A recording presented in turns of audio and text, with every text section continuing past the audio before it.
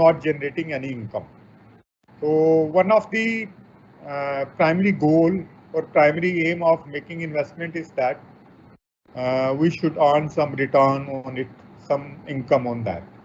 So when you are keeping cash, so cash will not give you any income.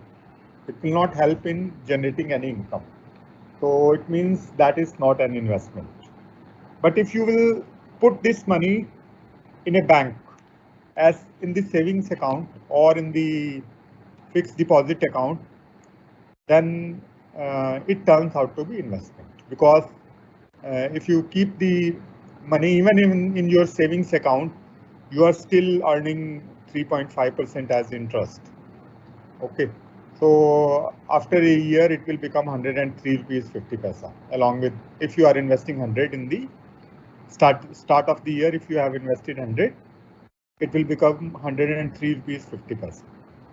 So there are various avenues of investments which are available. Like you can make investment in real assets or in financial assets.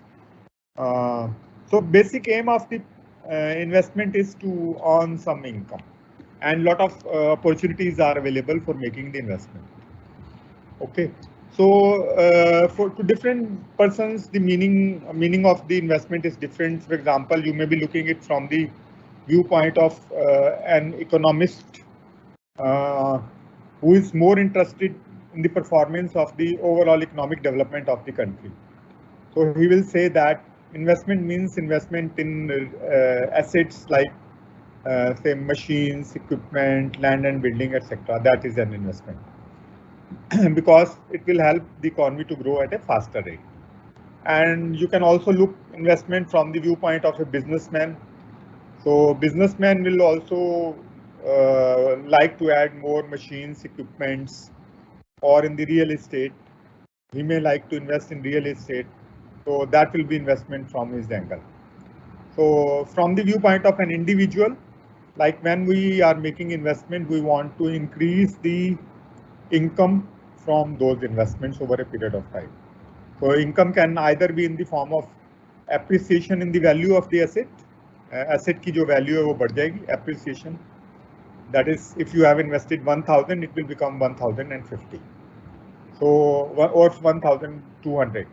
So this is appreciation. ये क्या जो आपने पूंजी निवेश किया उसमें उसकी value बढ़ गई है. And second part of the investment is income. For example, if you have invested in equity share and after 1 month it has given you dividend of ₹10, तो दोनों आपकी इनकम हो गई. एक तो आपका शेयर की वैल्यू बढ़ गई और दूसरा जो आपको डिविडेंड मिला. दोनों को ऐड करेंगे तब आप इनकम, टोटल इनकम आपको पता लग जाएगी. तो इन्वेस्टमेंट का प्राइमरी गोल क्या है? मेकिंग अर्निंग्स और getting return from that. So investment can be either financial investment or it can also be in the form of real investment. Financial investment क्या होता है कि अगर आपने किसी financial asset में invest किया. Financial asset कौन सी होती है? जो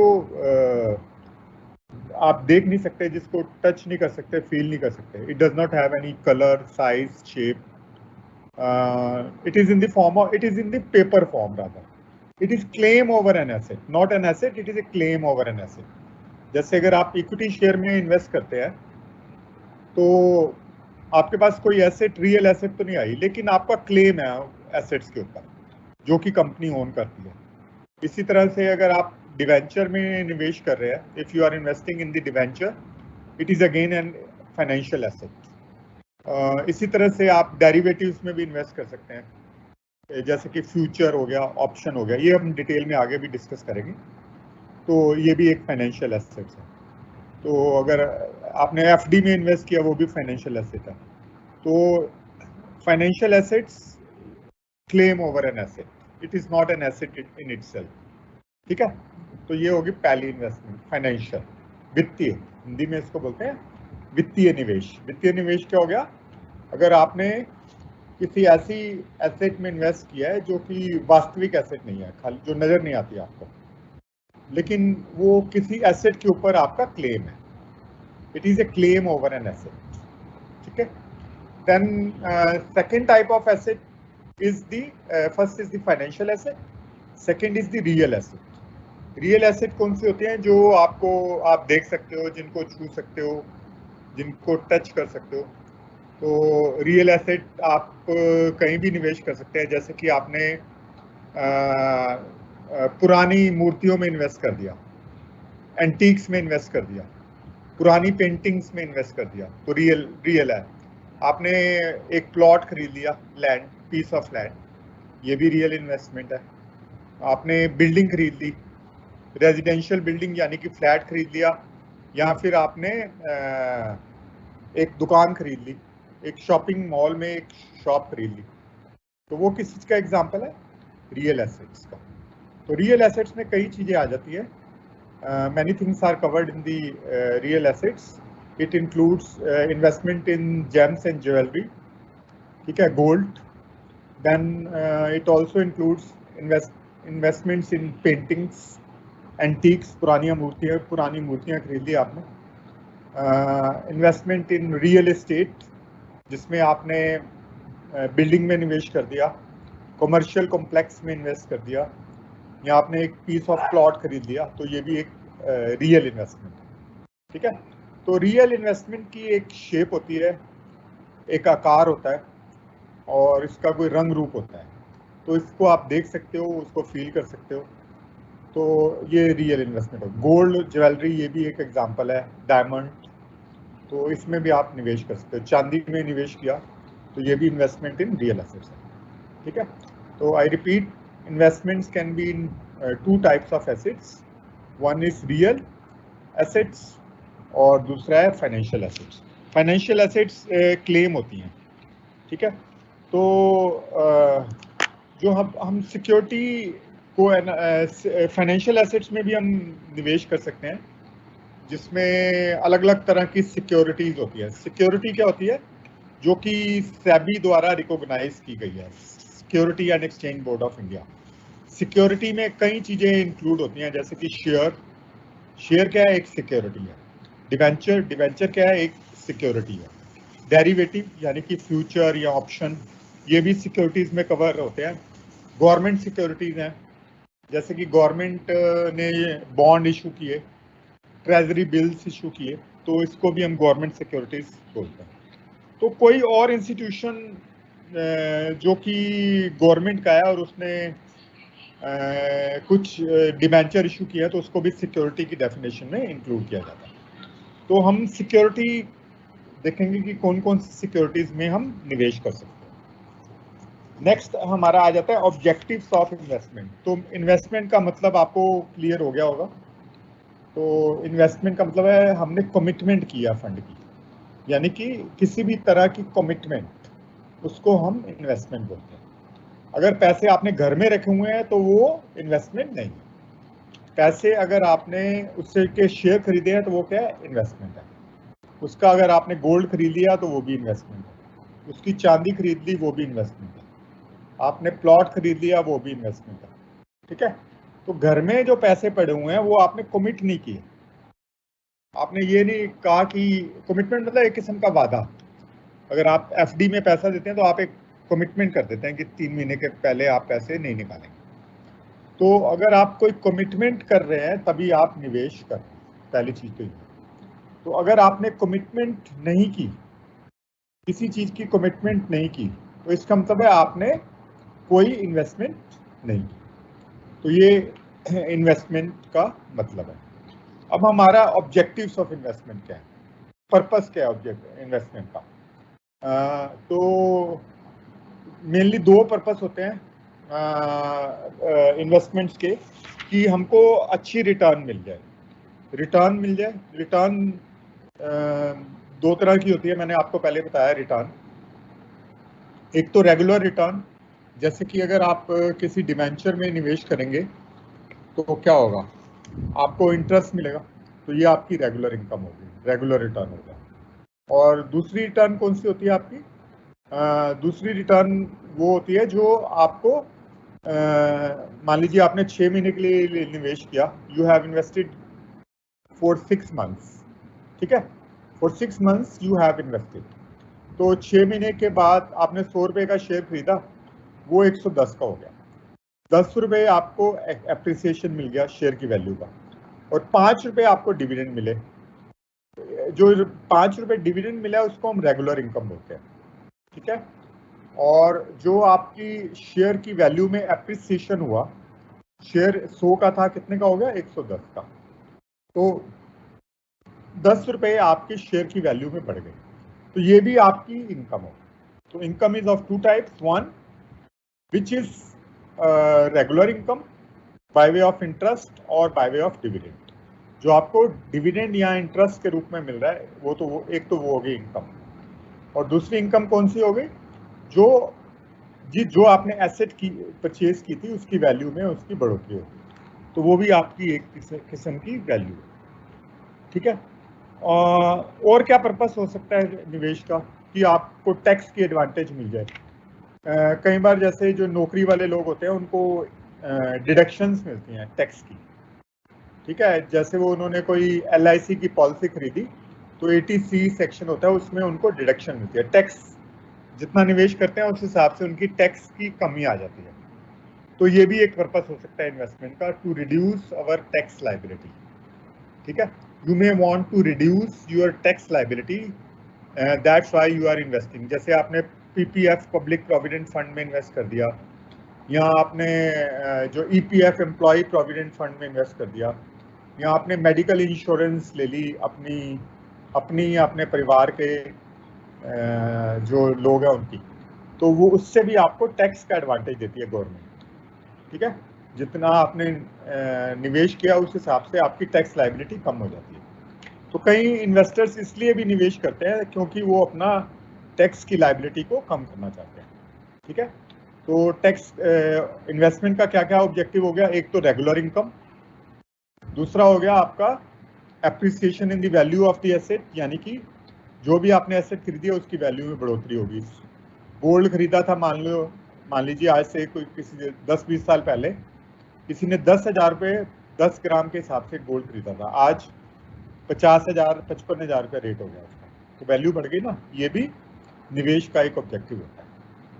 जमीन खरीदी थी पुरानी बड़ी सस्ती, आज बहुत महंगी हो गई, तो ये भी कैपिटल एप्रिसिएशन होगा। तो एक पर्पस ये होता है कि उसकी वैल्यू में बढ़े, दूसरा रेगुलर इनकम हो, तीसरा आप टैक्स की कमी कर पाएं, इसलिए भी आप इन्वेस्ट करते हैं। और एक और ऑब्जेक्टिव होता है कि सेफ्टी रहे ऐसे हमारी निवेश में कैपिटल की। अगर आप घर में पैसा रखेंगे तो क्या होगा, तो बहुत नुकसान हो सकता है, यानी कि उसमें आग भी लग सकती है रुपयों में, या उसको मान लीजिए कीड़े भी खा गए, या फिर चोरी हो गई पैसे की, तो पैसा आपका सेफ नहीं है कैश में रखा हुआ। If you will keep the money in the form of cash, it is not safe. Elements यानी कि आप समझ सकते हैं, उसमें बारिश में खराब हो गए, आग में खराब हो सकते हैं, लेकिन और आपका चोरी भी हो सकती है, तो सेफ नहीं है घर में रखना पैसा। लेकिन यही पैसा अगर आप बैंक में FD में रखते हैं, तो FD चाहे आपकी जल भी गई है कोई बात नहीं, वो बैंक के पास पूरा रिकॉर्ड होता है, आपको पूरे पैसे वापस मिल जाएंगे। आपने शेयर खरीद लिए तो शेयर सर्टिफिकेट ही है, उसको ही संभालना है आपको बस। आजकल वो भी डीमैट फॉर्म में होता है, वो भी संभालना कोई मुश्किल काम नहीं होता। उसके लिए भी फिजिकल फॉर्म में नहीं होता, डीमैट फॉर्म में होता है। तो safety of capital is another important objective of investment, ठीक है। तो मैं रिपीट कर देता हूँ क्या क्या ऑब्जेक्टिव्स होते हैं निवेश के। सेफ्टी ऑफ कैपिटल हो गया, रेगुलर इनकम हो गई, एप्रिसिएशन इन दी वैल्यू हो गई, और एक पर्पस ये होता है कि आप टैक्स सेविंग करें, ठीक है। तो नेक्स्ट हम करेंगे फीचर्स ऑफ इन्वेस्टमेंट्स। अगर आप जब निवेश कर रहे हैं तो किन किन बातों का आपको ध्यान रखना है, यहाँ एक अच्छे निवेश में क्या क्या गुण होते हैं। तो एक अच्छे निवेश में कई गुण होते हैं, जैसे कि रिटर्न, आपको अच्छी रिटर्न दे, जो कि इसका प्राइमरी ऑब्जेक्टिव है। जैसे अगर आपने 100 रुपये का शेयर खरीदा तो 1 साल के बाद उसकी वैल्यू हो गई 110, और आपको 5 रुपये का डिविडेंड मिला, तो आपकी रिटर्न कितनी है टोटल। तो रिटर्न में दो चीजें इंक्लूड हो गई, 10 रुपये तो आपका वैल्यू बढ़ गई, 100 का शेयर कितने में हो गया? 110। तो कितने पैसे बढ़ गए? 10 रुपए।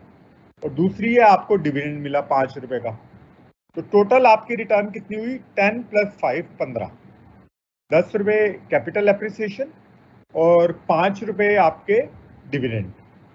10 + 5 15 रुपए आपके बढ़ गए साल के बाद। तो आपको कितना रिटर्न मिला?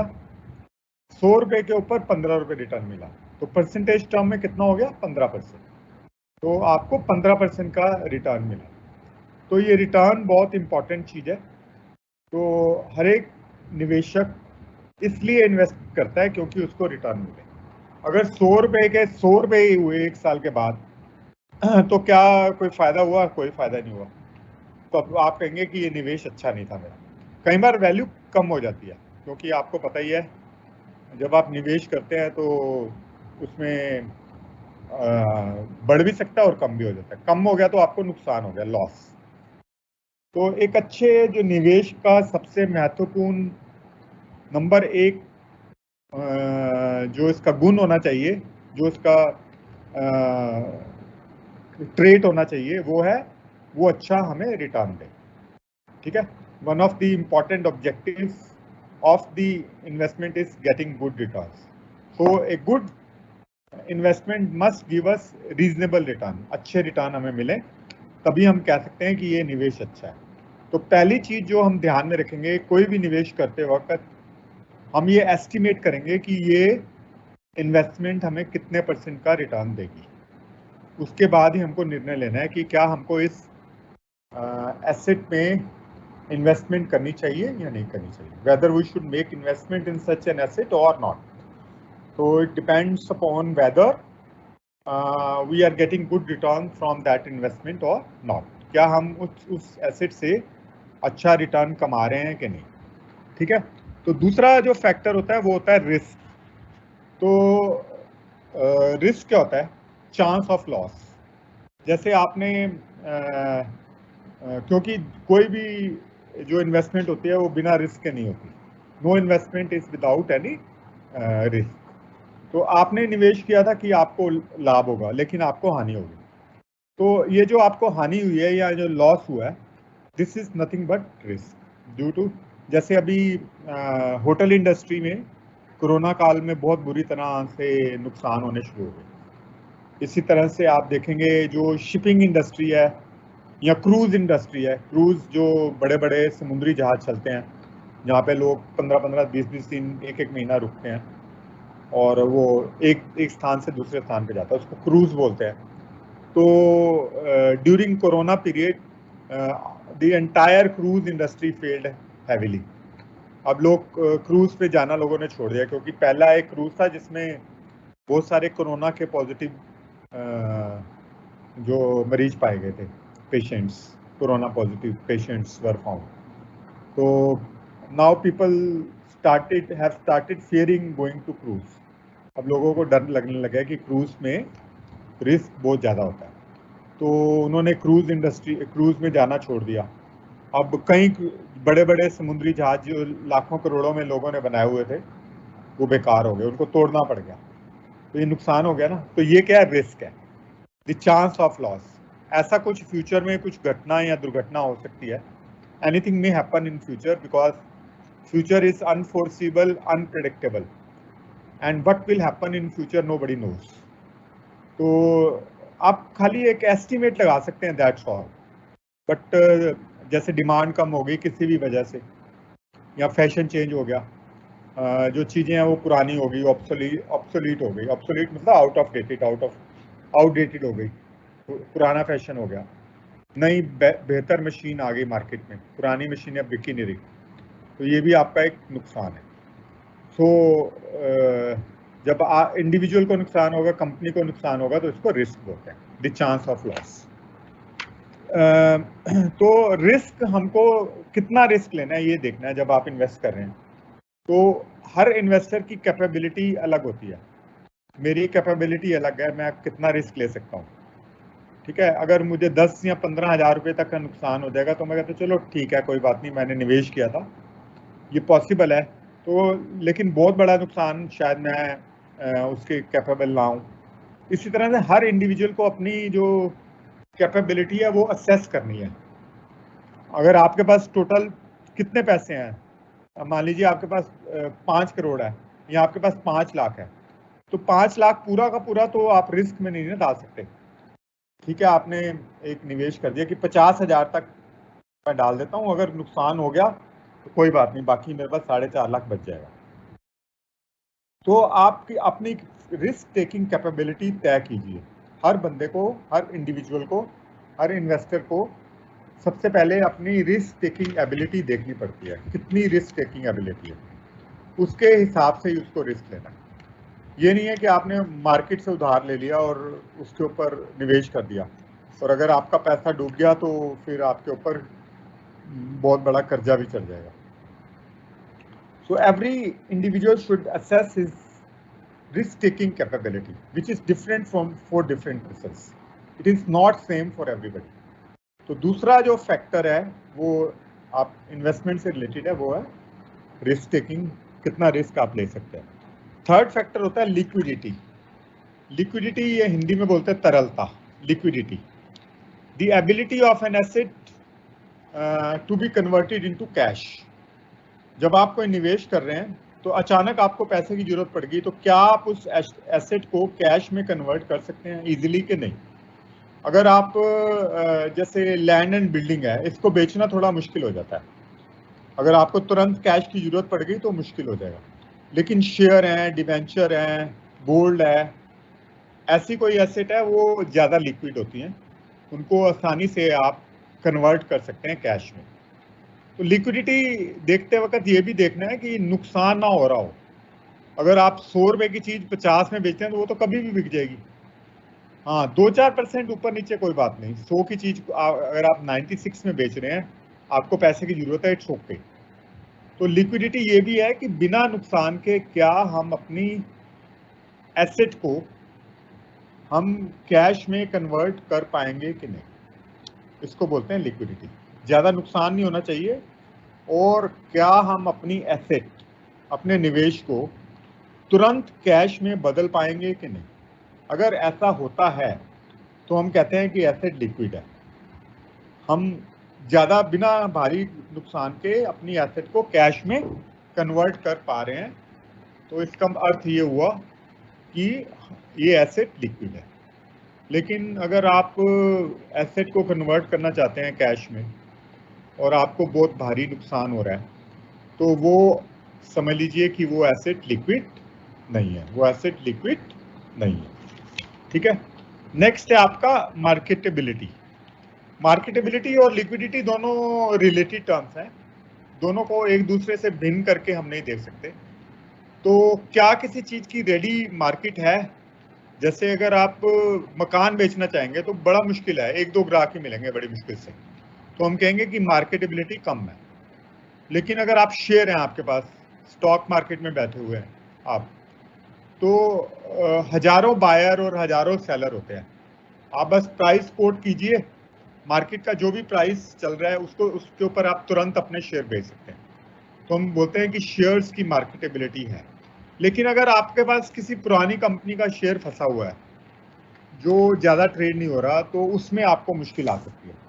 लेकिन जो बड़ी बड़ी कंपनियां और स्टॉक मार्केट में लिस्टेड हैं, उनके शेयर आप इजीली ट्रेड कर सकते हैं, बाय कर सकते हैं, सेल कर सकते हैं। गवर्नमेंट बॉन्ड है, इजीली आप बाय कर सकते हैं, सेल कर सकते हैं, तो उनकी मार्केटेबिलिटी है। अगर किसी एसेट के बहुत ज़्यादा बायर और बहुत ज़्यादा सेलर है तो उसकी मार्केटेबिलिटी होगी। अगर उसके बायर और सेलर बहुत लिमिटेड है, 2-4, 1-2 ही है, तो हम कहते हैं कि मार्केटेबिलिटी नहीं है। तो एक अच्छे निवेश का गुण ये भी है कि उसमें मार्केटेबिलिटी हो, ज़्यादा बायर हो, ज़्यादा सेलर हो।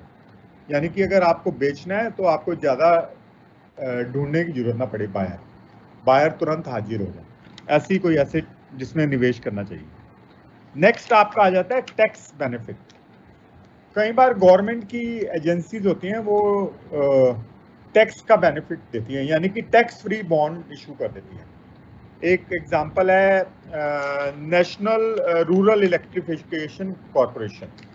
नेशनल रूरल इलेक्ट्रिफिकेशन कॉरपोरेशन, मैं एग्जांपल रिपीट कर रहा हूँ, कंपनी का नाम नेशनल रूरल इलेक्ट्रिफिकेशन कॉरपोरेशन। तो इसने अपने बॉन्ड इशू किए थे, यानी कि डिबेंचर्स, जिसपे उसने ब्याज दिया था 8.12%। कितना? 8.12%। तो ये टैक्स फ्री था इंटरेस्ट, यानी कि अगर मेरी टैक्स लायबिलिटी 30% है और मुझे 8.12% मिल रहा है, तो अगर मैं उसको, मान लीजिए एक दूसरा बॉन्ड भी है जो कि किसी कंपनी ने इशू किया हुआ है, ठीक है, और वो मुझे 10% का रिटर्न दे रहा है, तो मुझे किस में निवेश करना चाहिए? गवर्नमेंट वाले में जो कि टैक्स फ्री है, जिसपे मुझे 8.12 मिल रहा है, या दूसरा है प्राइवेट कंपनी, मैं यहाँ पे लिख देता हूँ गवर्नमेंट वाला मुझे मिल रहा है 8.12, पर ये टैक्स फ्री है। 8.12 टैक्स फ्री है। और एक प्राइवेट कंपनी या कोई भी पब्लिक कंपनी इशू कर रही है जो मुझे 10% दे रही है, लेकिन टैक्सेबल है, उसके ऊपर मुझे टैक्स देना है। तो अगर मैं 30% में, मेरा जो टैक्स रेट है 30% है, यानी कि मान लीजिए मेरी इनकम अगर बहुत ज़्यादा होगी 10 लाख से ऊपर, तो मुझे 30% टैक्स देना पड़ता है। और जिसकी इनकम 10 लाख और 5 लाख के बीच में हो, उसको मान लीजिए 20% टैक्स देना पड़ता है, और 5 लाख से कम में है तो उसको 10% टैक्स देना पड़ता है। अगर ये 3 तरह के निवेशक हैं, I hope it is visible, 3 तरह के निवेशक है, एक का टैक्स रेट है 30%, एक का 20% और एक का 10%, ठीक है। और गवर्नमेंट कंपनी है, वो मुझे दे रही है 8.12 टैक्स फ्री, 8.12 टैक्स फ्री। और एक पब्लिक कंपनी है जो मुझे 10% का इंटरेस्ट दे रही है टैक्सेबल। तो मुझे किस में निवेश करना चाहिए? 8.12 वाली में या फिर 10% वाली? ठीक है, ये काफी अच्छा क्वेश्चन है। तो मुझे कहाँ पर निवेश करना चाहिए? अगर मेरा टैक्स रेट 30% है, एक, अगर मेरा टैक्स रेट 20% है, दो, अगर मेरा टैक्स रेट 10% है, तो अलग अलग जो निवेशक होते हैं उनका टैक्स रेट सेम हो ऐसा जरूरी नहीं है। जो छोटा निवेशक होता है, जिसकी आय कम है, इनकम कम है, वो उसको टैक्स भी कम देना पड़ता है, तो हो सकता है उसको 10% ब्रैकेट में हो। एक मीडियम आकार का जो इन्वेस्टर है, जिसकी इनकम मान लीजिए 8 या 10 लाख रुपए है, उसको 20% टैक्स देना पड़ेगा। और एक ऐसा इन्वेस्टर जिसकी इनकम बहुत ज़्यादा है, 10 लाख से ऊपर, 15 लाख से ऊपर, और उसको अपनी इनकम पे 30% टैक्स देना पड़ता है। तो इन दोनों इन्वेस्टमेंट्स में से वो उसको किस इन्वेस्टमेंट का चुनाव करना चाहिए? तो हम क्या करेंगे, हम इक्विवेलेंट टैक्स इनकम कैलकुलेट करते हैं। यानी कि अगर गवर्नमेंट बॉन्ड का 8.12% है और मेरा टैक्स रेट 30% है, तो मेरी टैक्स फ्री इनकम कितनी होगी? मैं अभी कैलकुलेट करता हूँ। पहला केस 8.12 और मैं 30% टैक्स रेट पे हूँ। कितने परसेंट? 30%। तो जो मेरी बिफोर टैक्स इनकम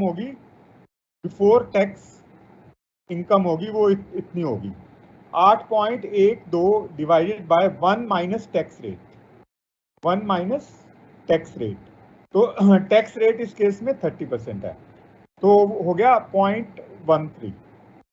इसको मैं दोबारा लिख देता हूँ, 8.12 माइनस 1 माइनस 0.3, क्योंकि मेरा टैक्स रेट 30 है। तो इसको आप देखेंगे, ये निकल जाएगा 8.12 डिवाइडेड बाय 1 माइनस 0.3, क्योंकि जो टैक्स रेट है 30%। इसका फॉर्मूला क्या है? इक्विवेलेंट, इसको बोलते हैं equivalent tax free taxable return.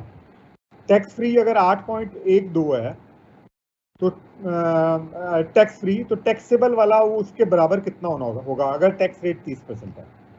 तो ये आ जाएगा 11 यानी कि 8.12 डिवाइडेड बाय 0.7, तो ये आ जाएगा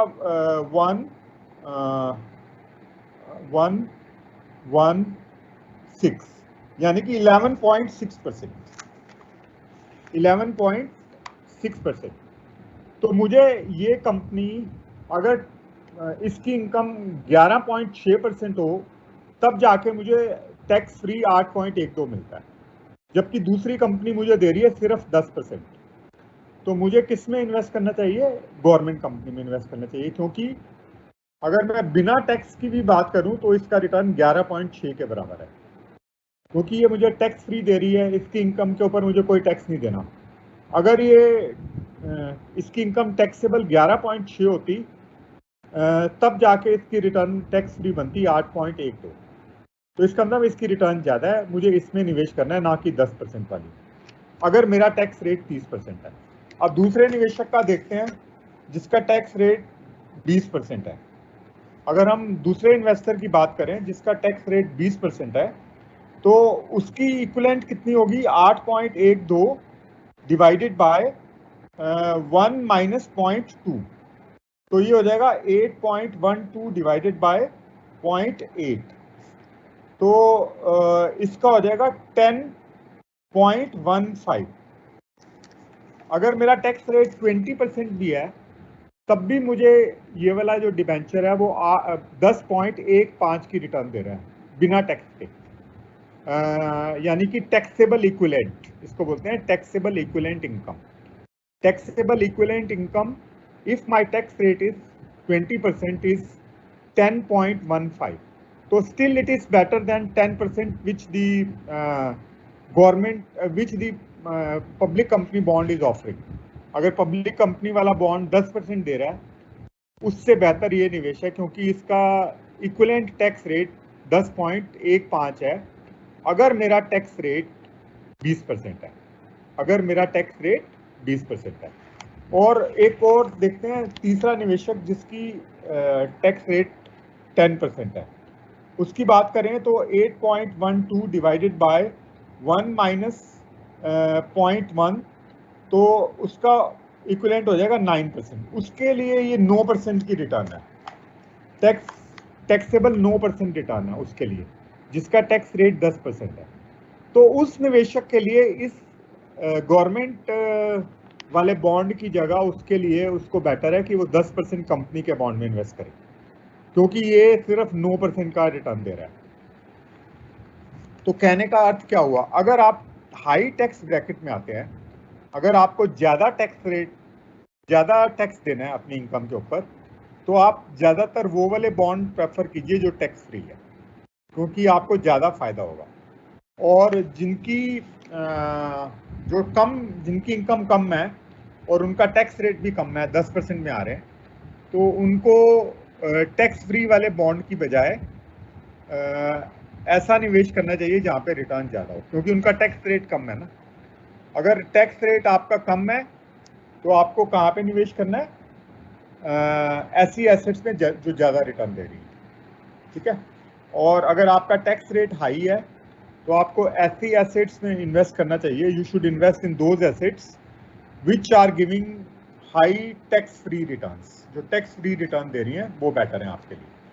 तो ये एग्जांपल बहुत अच्छा है, तो अगर आप इसको अच्छी तरह से समझ जाएं तो मैं रिपीट करता हूँ। गवर्नमेंट कंपनी है जो दे रही है टैक्स फ्री रिटर्न कितना? 8.12। तो अगर आपका टैक्स रेट 30% है तो आपको इसकी जो इक्विवेलेंट टैक्स फ्री रिटर्न है वो 11.6 पड़ेगी। अगर आपका टैक्स रेट 20% है तो इक्विवेलेंट टैक्स फ्री आपको पड़ेगी 10.15। और अगर आपका टैक्स रेट 10% है तो आपको इक्विवेलेंट ये पड़ेगी 9% के करीब। तो अच्छा ये है कि अगर आपका टैक्स रेट हाई है तो आप इस तरह के बॉन्ड में निवेश करें जहाँ पे रिटर्न आपको टैक्स फ्री मिल रही है। तो टैक्स की ट्रीटमेंट भी एक इम्पॉर्टेंट एलिमेंट होता है। जब आप बात कर रहे हैं निवेश की, तो आपको देखना है कि क्या टैक्स फ्री रिटर्न है कि टैक्सेबल रिटर्न है। अगर टैक्स फ्री रिटर्न है तो अच्छी बात है, हमको उसमें निवेश करना है। हाँ जी, नेक्स्ट चीज आ जाती है इन्फ्लेशन, हेज अगेंस्ट इन्फ्लेशन। एक अच्छे निवेश का एक और गुण क्या है? हेज का मतलब होता है रिस्क को कम करना, hedge against inflation. Against inflation. Hedge क्या होता है? Hedge against inflation. हेज का मतलब होता है आपको रिस्क को कम करना है, मिनिमाइज करना है। ऐसे स्टेप लेने हैं जिससे आपका जो जोखिम है वो कम हो जाए, रिस्क कम हो जाए। तो इन्फ्लेशन का रिस्क होता है कि जैसे कोई चीज़ों के भाव एकदम बढ़ जाते हैं, तो आपने अगर 100 रुपये आपके पास शुरू में है और 10% इन्फ्लेशन हो गया साल के बाद, तो 100 के करीब करीब 90 रुपये रह गए आपके। ठीक है, तो अगर वो कोई चीज़ आपने एक साल पहले खरीदी होती तो ज़्यादा चीज़ें खरीद लेते, अब कम चीज़ें आपको मिलेंगी। तो अगर आप सेविंग अकाउंट में अपना पैसा रखते हैं जहाँ पे आपको 4% का ब्याज मिल रहा है, लेकिन साल में अगर 10% इन्फ्लेशन हो गया तो आपको पॉजिटिव की बजाय नेगेटिव रिटर्न मिल गए। अगर इवन आपने एफडी में भी इन्वेस्ट किया है और एफडी में आपको इंटरेस्ट मिला 6% और साल के बाद पता लगा इन्फ्लेशन हो गया 7%। ठीक है, अगर आपने शुरू और एंड के देखा इन्फ्लेशन रेट, वो 7% इन्फ्लेशन बढ़ गया साल से, लेकिन एफडी में आपको 6% रिटर्न मिला, तो आपका निवेश बढ़ने की बजाय कम हो रहा है। रियल जो आपके पैसे हैं ना, जिनका उनकी रियल वैल्यू बढ़ने के बजाय कम हो गई। तो ये भी आपको एक ध्यान में रखना है। तो अच्छा निवेश क्या है? जहाँ पे कि कम से कम हमें इन्फ्लेशन जितना रिटर्न तो मिलता रहे। इक्विटी एक अच्छा रिटर्न इन्वेस्टमेंट माना जाता है इस लिहाज से, हालांकि उसके भी अपने नुकसान हैं या फायदे हैं। गोल्ड भी चलो ठीक है, क्योंकि गोल्ड का रेट आप देख ही रहे हो बढ़ता रहता है, जैसे जैसे इन्फ्लेशन बढ़ती है उससे ज़्यादा ही बढ़ता है। गोल्ड भी देख सकते हैं, तो इस तरह से लैंड भी देख सकते हैं, लेकिन लैंड हर कोई इन्वेस्ट नहीं कर सकता, उसके लिए आपको बहुत ज़्यादा पैसे की आवश्यकता होती है। तो कई एसेट्स ऐसी होती हैं जो कि इन्फ्लेशन के अगेंस्ट अच्छा काम करती हैं, और कई निवेश ऐसे होते हैं जो कि इन्वेस्टमेंट के इन्फ्लेशन के लिए अच्छा काम नहीं करते। आपको रिटर्न, जैसे मैंने आपको एग्जांपल दिया है, एफडी में, फिक्स डिपॉजिट में या सेविंग्स में आपको रिटर्न कम मिल रहा है, इन्फ्लेशन ज़्यादा है, तो आपका रिटर्न पॉजिटिव होने की बजाय क्या हो गया? Negative. Your return instead of being positive is in negative. तो ये चीज़ का भी आपको ध्यान रखना है। अच्छा, नेक्स्ट चीज़ आ जाती है स्पेकुलेशन। अभी तक हमने टर्म पढ़ी है इन्वेस्टमेंट, तो क्या इन्वेस्टमेंट और स्पेकुलेशन एक ही चीज होती है? स्पेकुलेशन हिंदी में बोलते हैं सट्टा, स्पेकुलेशन, और हिंदी में वर्ड होता है सट्टा। ठीक है, I hope it is visible. Speculation, तो स्पेकुलेशन क्या होता है? यह भी एक किस्म का निवेश होता है। It is also a kind of investment.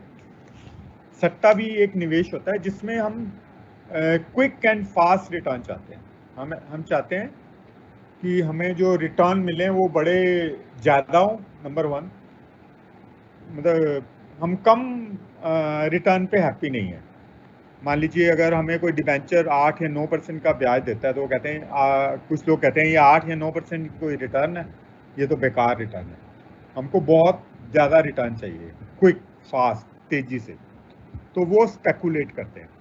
ठीक है, उसको बोलते हैं स्पेकुलेशन, जिसमें हमारा टाइम हॉराइजन, जो हम कितने समय के लिए निवेश करते हैं, जितने समय के लिए हम निवेश करते हैं उसको हम बोलते हैं टाइम हॉराइजन। क्या बोलते हैं? Time horizon. तो हमारा जो टाइम हॉराइजन होता है वो ज़्यादा बड़ा नहीं होता, छोटा होता है, लिमिटेड।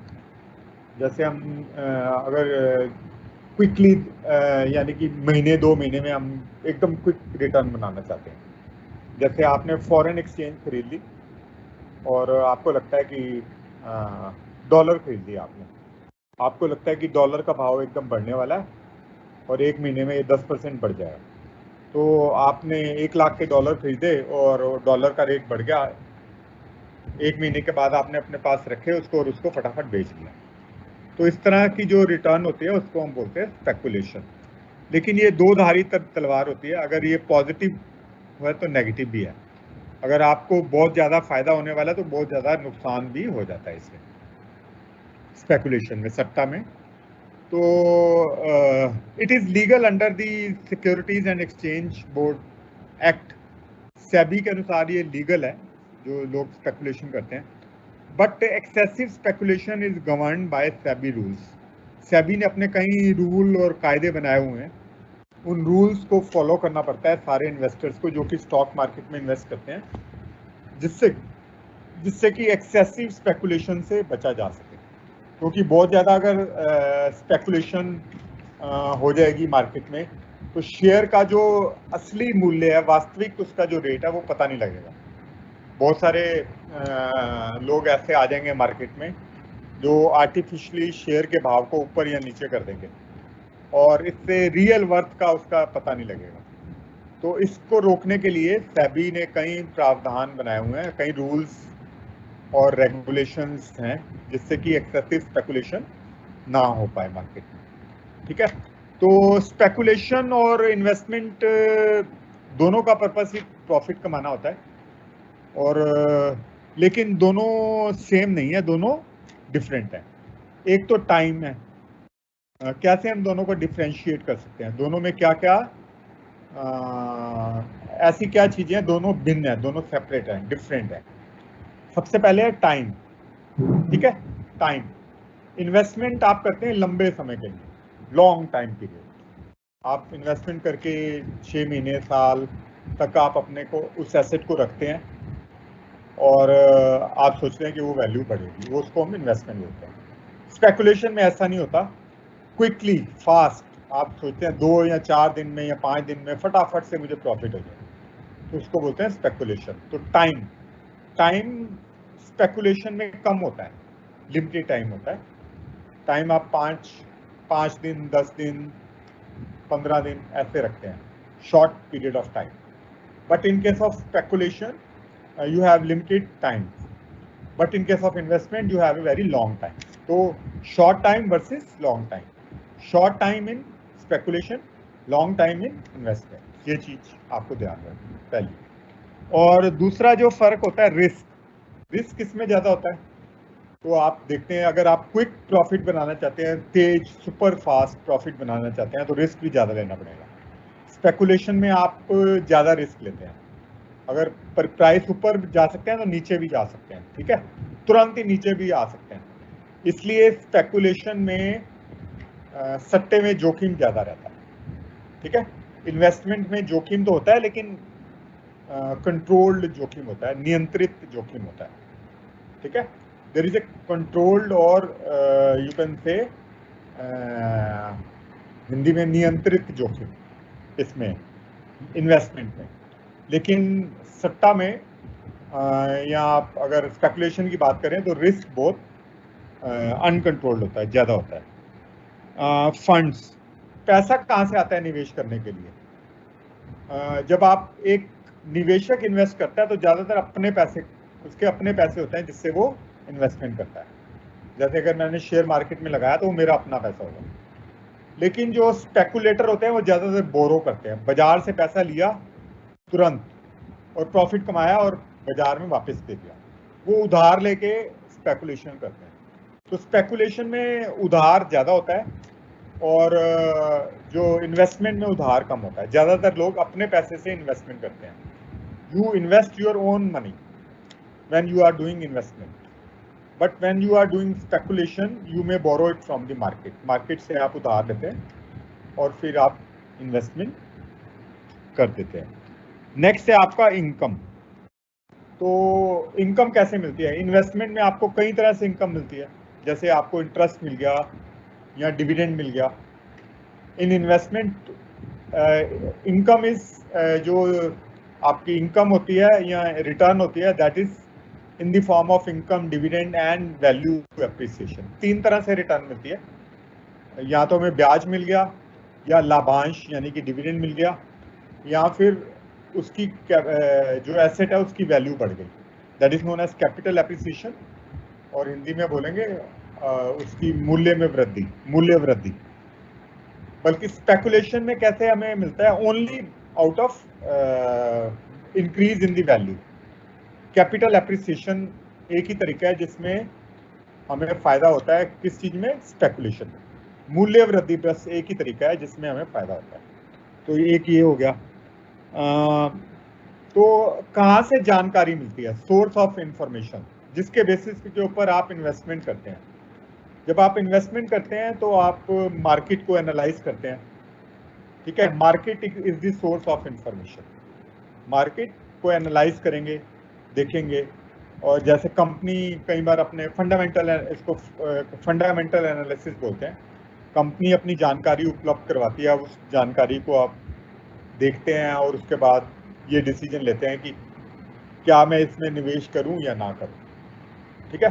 तो एक तरीका ये है कि आप और उसके बेस के ऊपर इन्वेस्टमेंट करते हैं।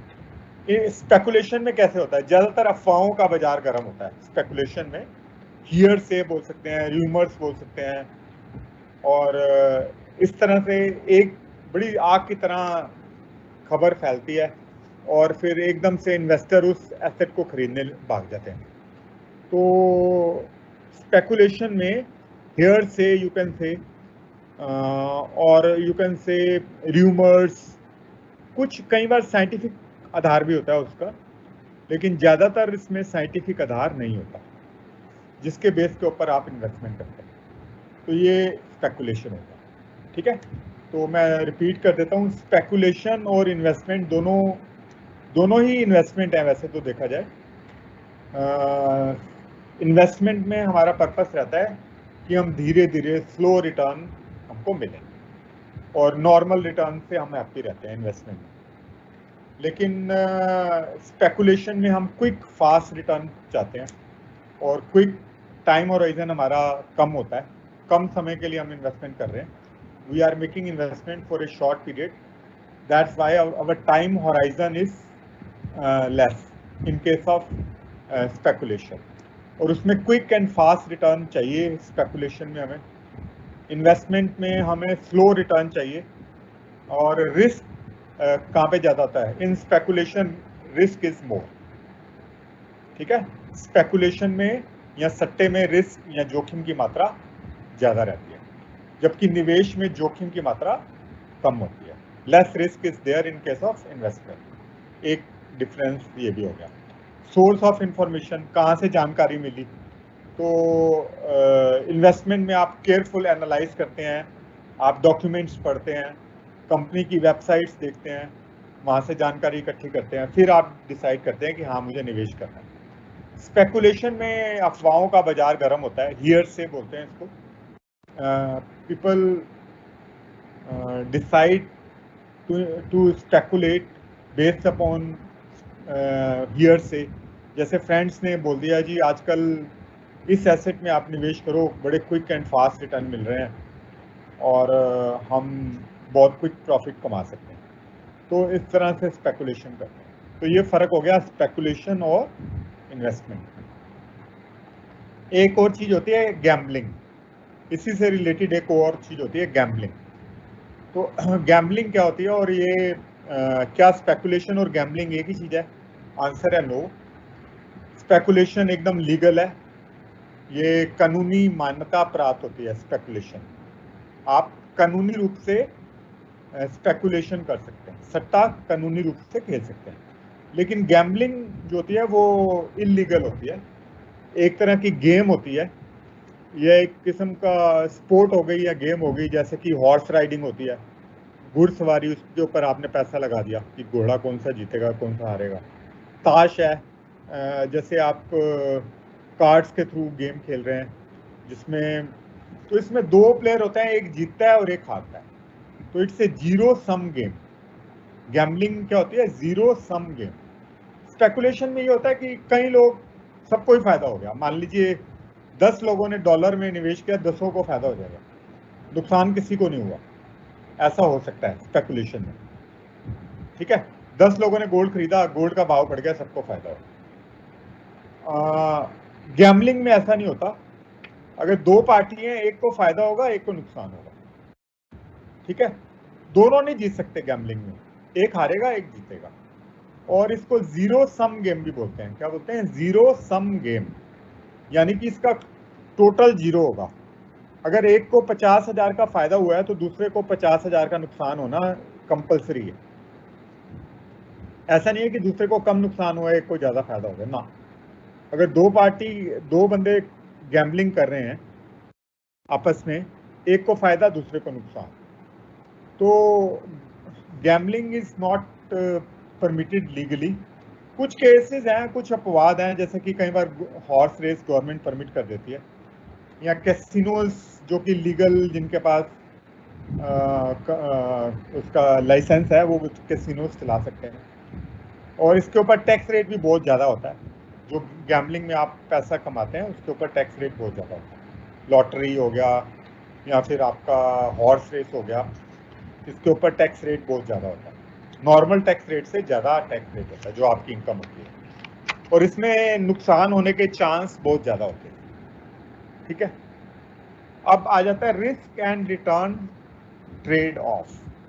Risk and return trade off यानी कि अगर जोखिम ज़्यादा होगा तो क्या होगा, if risk is high return will also be very high. दोनों में पॉजिटिव रिलेशनशिप है, इसमें दोनों में क्या है, पॉजिटिव रिलेशनशिप।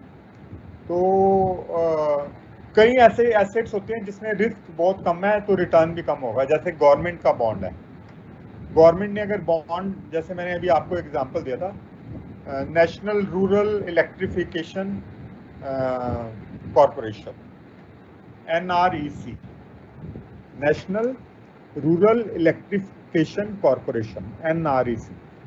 तो इसने अपने बॉन्ड इशू किए थे जिसके ऊपर 8.12 का ब्याज था, वो टैक्स फ्री था, और इसमें रिस्क भी बहुत कम है। इसी तरह अगर गवर्नमेंट RBI कोई बॉन्ड इशू करती है, अभी आजकल चल रहे हैं government bond that is known as flexible interest rate. Flexible interest rate, इसके ऊपर आपको 7.15 का ब्याज मिल रहा है। कितना? 7.15%। इसको बोलते हैं फ्लेक्सिबल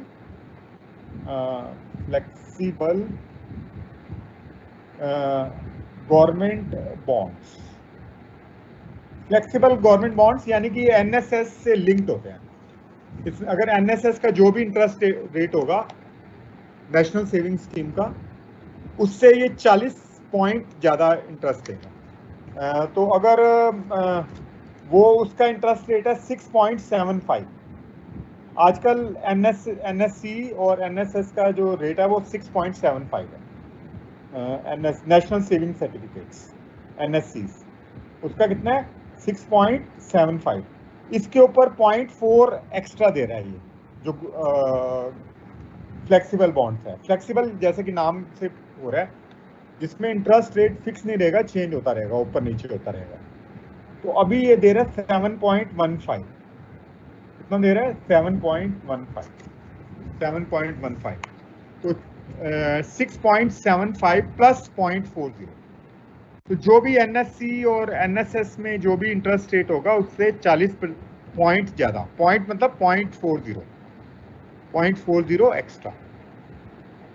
ठीक है, तो इस केस में ये फ्लेक्सिबल बॉन्ड्स हैं। तो ये फ्लेक्सिबल बॉन्ड्स आपको इंटरेस्ट ज़्यादा दे रहे हैं, तो ये रिस्क फ्री है, कोई भी रिस्क नहीं है इसके ऊपर। अगर आप निवेश करेंगे तो रिस्क हो गया 0। लेकिन जो इन्वेस्टर होते हैं वो कम इंटरेस्ट में नहीं मानते, वो कहते हैं कि नहीं, हमें रिस्क थोड़ा ज़्यादा ले लेंगे लेकिन हमें ज़्यादा इंटरेस्ट ज़्यादा चाहिए, रिटर्न ज़्यादा चाहिए। तो वो फिर क्या कर सकते हैं? तो अगर तो आपको 0 रिस्क लेना है तो इसमें आप निवेश कर दीजिए। आपका रिस्क कितना है? 0। रिटर्न कितनी मिलेगी? 7% के करीब मिल जाएगी। But if you are not happy with 7% return, मान लीजिए कि आप 7% रिटर्न पे हैप्पी नहीं है, खुश नहीं है, आप चाहते हैं कि आपको रिटर्न थोड़ी ज़्यादा मिले, you should get more return.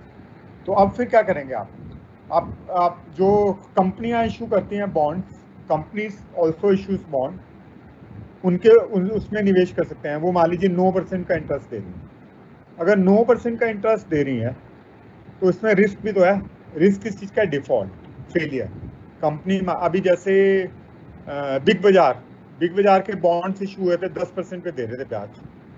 अभी बिग बाजार ऑलमोस्ट फेल है। ठीक है, बिग बाजार वाले जितने भी स्टोर्स हैं वो शट डाउन हो रहे हैं, क्लोज डाउन हो रहे हैं, बंद हो रहे हैं। तो जिन्होंने पैसा वहाँ पे निवेश किया उनका पैसा भी अभी खतरे में है, their money is in danger. तो रिस्क ज़्यादा, रिटर्न ज़्यादा है, उसके हिसाब से लोगों ने निवेश किया उसमें। तो फ्यूचर ग्रुप है, उसको फ्यूचर ग्रुप बोलते हैं।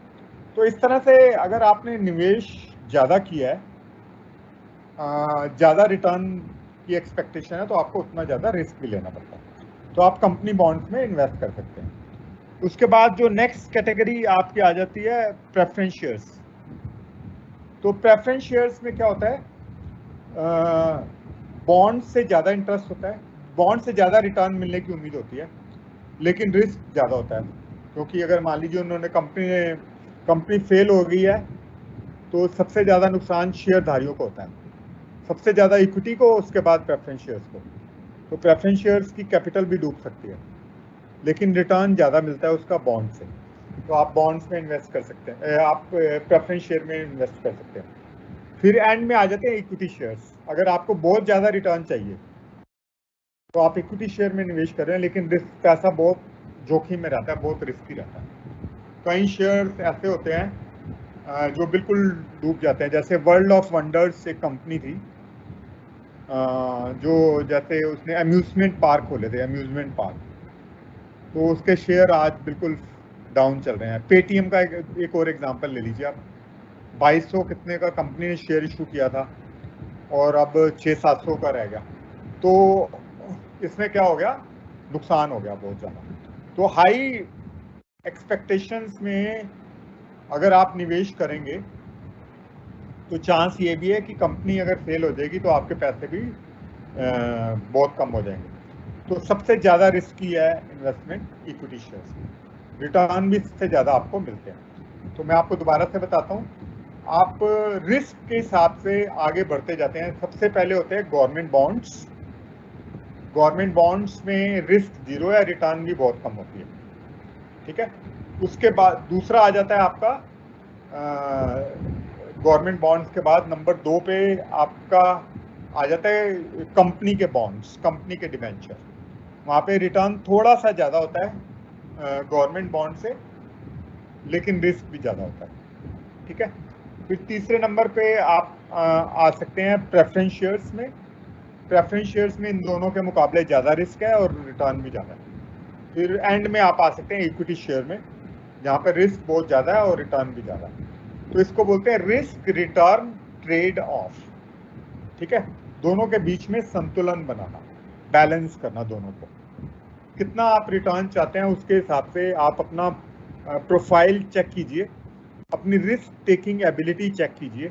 इसको बोलते हैं रिस्क प्रोफाइल, इंग्लिश में क्या बोलते हैं, risk profile. The ability of a person to take और bear risk, it is not same for everyone. कौन कितना रिस्क ले सकता है या जोखिम ले सकता है, सबका जोखिम लेने की क्षमता एक जैसी नहीं होती, ठीक है। मेरी क्षमता अलग है, आपकी अलग है, और अगर कोई थर्ड पर्सन होगा उसकी और भी डिफरेंट होगी। Different individuals they have different risk taking abilities and accordingly they should select their assets. उसी के हिसाब से उनको एसेट्स का चुनाव करना चाहिए। उनको एक जैसी एसेट्स सिलेक्ट नहीं करनी, बल्कि अलग अलग एसेट्स की सिलेक्शन करनी है। तो अगर आपको डिवेंचर में इन्वेस्ट करना है तो इसका मतलब है आप कम रिस्क लेना चाहते हैं। अगर आपको शेयर्स में इन्वेस्ट करना है तो आप ज़्यादा रिस्क लेने वाले व्यक्ति, ठीक है। तो ये चीज़ हो गई। अब हम नेक्स्ट चीज़ देखते हैं, इन्वेस्टमेंट एनवायरनमेंट। इन्वेस्टमेंट एनवायरनमेंट में क्या क्या चीज़ें आ जाती हैं कि कौन कौन सी सिक्योरिटीज़ हैं, सब चीज़ें मिला के जिसमें आप निवेश करते हैं उसको बोलते हैं निवेश का वातावरण या इन्वेस्टमेंट एनवायरनमेंट। इसमें क्या क्या चीज़ें इंक्लूड होंगी, सिक्योरिटीज़, कहाँ कहाँ किन किन प्रतिभूतियों में, हिंदी में बोलेंगे प्रतिभूति, किन किन प्रतिभूतियों में आप निवेश कर सकते हैं, किन सिक्योरिटीज़ में आप इन्वेस्ट कर सकते हैं। सिक्योरिटीज़ मैंने आपको पहले ही बताया कौन कौन सी होती हैं, जैसे कि आपका इक्विटी हो गया, डिबेंचर हो गया, गवर्नमेंट के ट्रेजरी बिल्स हो गए, कमर्शियल पेपर्स हो गए बैंक के। तो आप इन सब में इन्वेस्ट कर सकते हैं। तो ये सब आपके पास अवसर हैं, you have the opportunity, these are the opportunities where you can make the investment. तो पहली चीज़ होगी सिक्योरिटीज़ कौन कौन सी अवेलेबल है।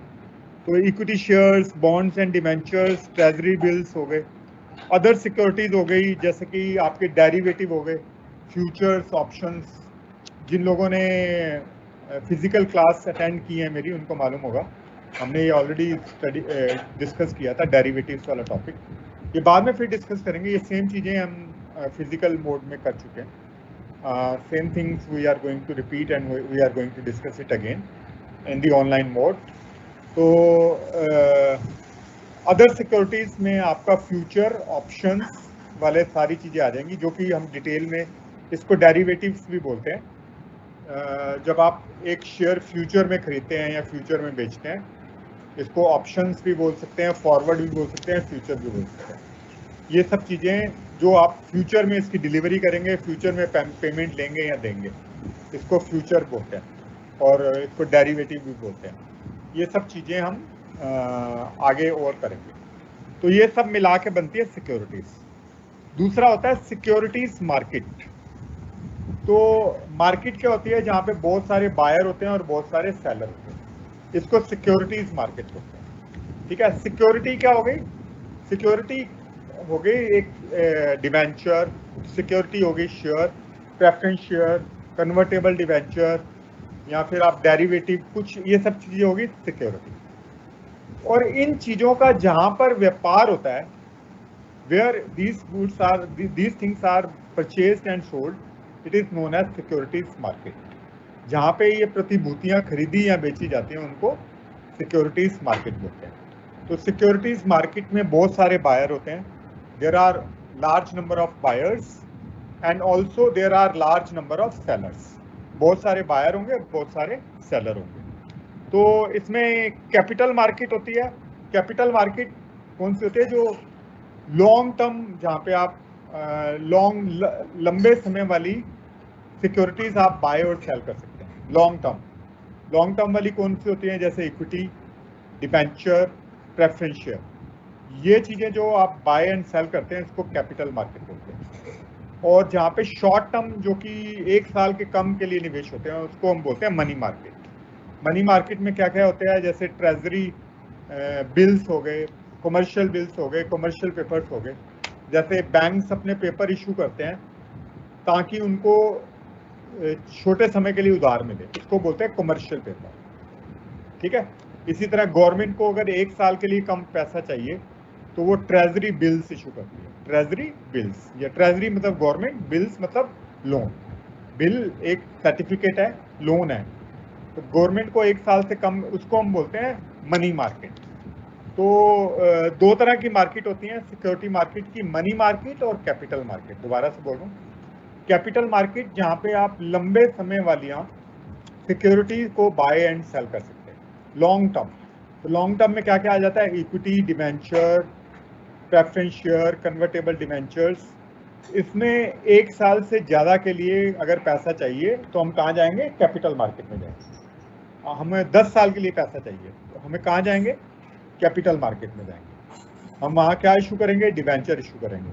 हम वहाँ क्या इशू करेंगे? प्रेफरेंस शेयर इशू करेंगे। हम वहाँ क्या इशू करेंगे? इक्विटी शेयर इशू करेंगे। If we need funds for long time, we will go to where? Capital market. नाम है ना capital. Capital word, it's capital itself, it means that something for a something which is meant for a long period of time. ठीक है। दूसरी चीज है money market. Money market something which is meant for short time, short period. ठीक है, कम समय के लिए अगर आपको पैसा चाहिए, तो आप कहाँ जाएंगे? मनी मार्केट में जाएंगे। तो मनी मार्केट में आप क्या इशू करेंगे? Treasury bill. अगर गवर्नमेंट इशू कर रही है तो उसको ट्रेजरी बिल, अगर बैंक इशू कर रहा है तो कमर्शियल पेपर। इस तरह से अपने लोन रेज करेंगे शॉर्ट टर्म के लिए। तो treasury bill, market, commercial bill, certificate of deposit, call money. ठीक है, इसमें जो मनी मार्केट की लिक्विडिटी ज़्यादा होती है, लिक्विडिटी यानी कि तुरंत आप उसको कैश में कन्वर्ट कर सकते हैं। कैपिटल मार्केट की लिक्विडिटी होती है, लेकिन इतनी ज़्यादा नहीं होती, थोड़ी सी कम होती है। लिक्विडिटी दोनों में होती है, लेकिन मनी मार्केट में लिक्विडिटी, तरलता ज़्यादा होती है। लिक्विडिटी का मतलब है कि कब आप इसको और कितनी जल्दी आप इसको कैश में कन्वर्ट कर सकते हैं। जो मनी मार्केट के इंस्ट्रूमेंट होते हैं, उसको हम जल्दी कैश में कन्वर्ट कर सकते हैं।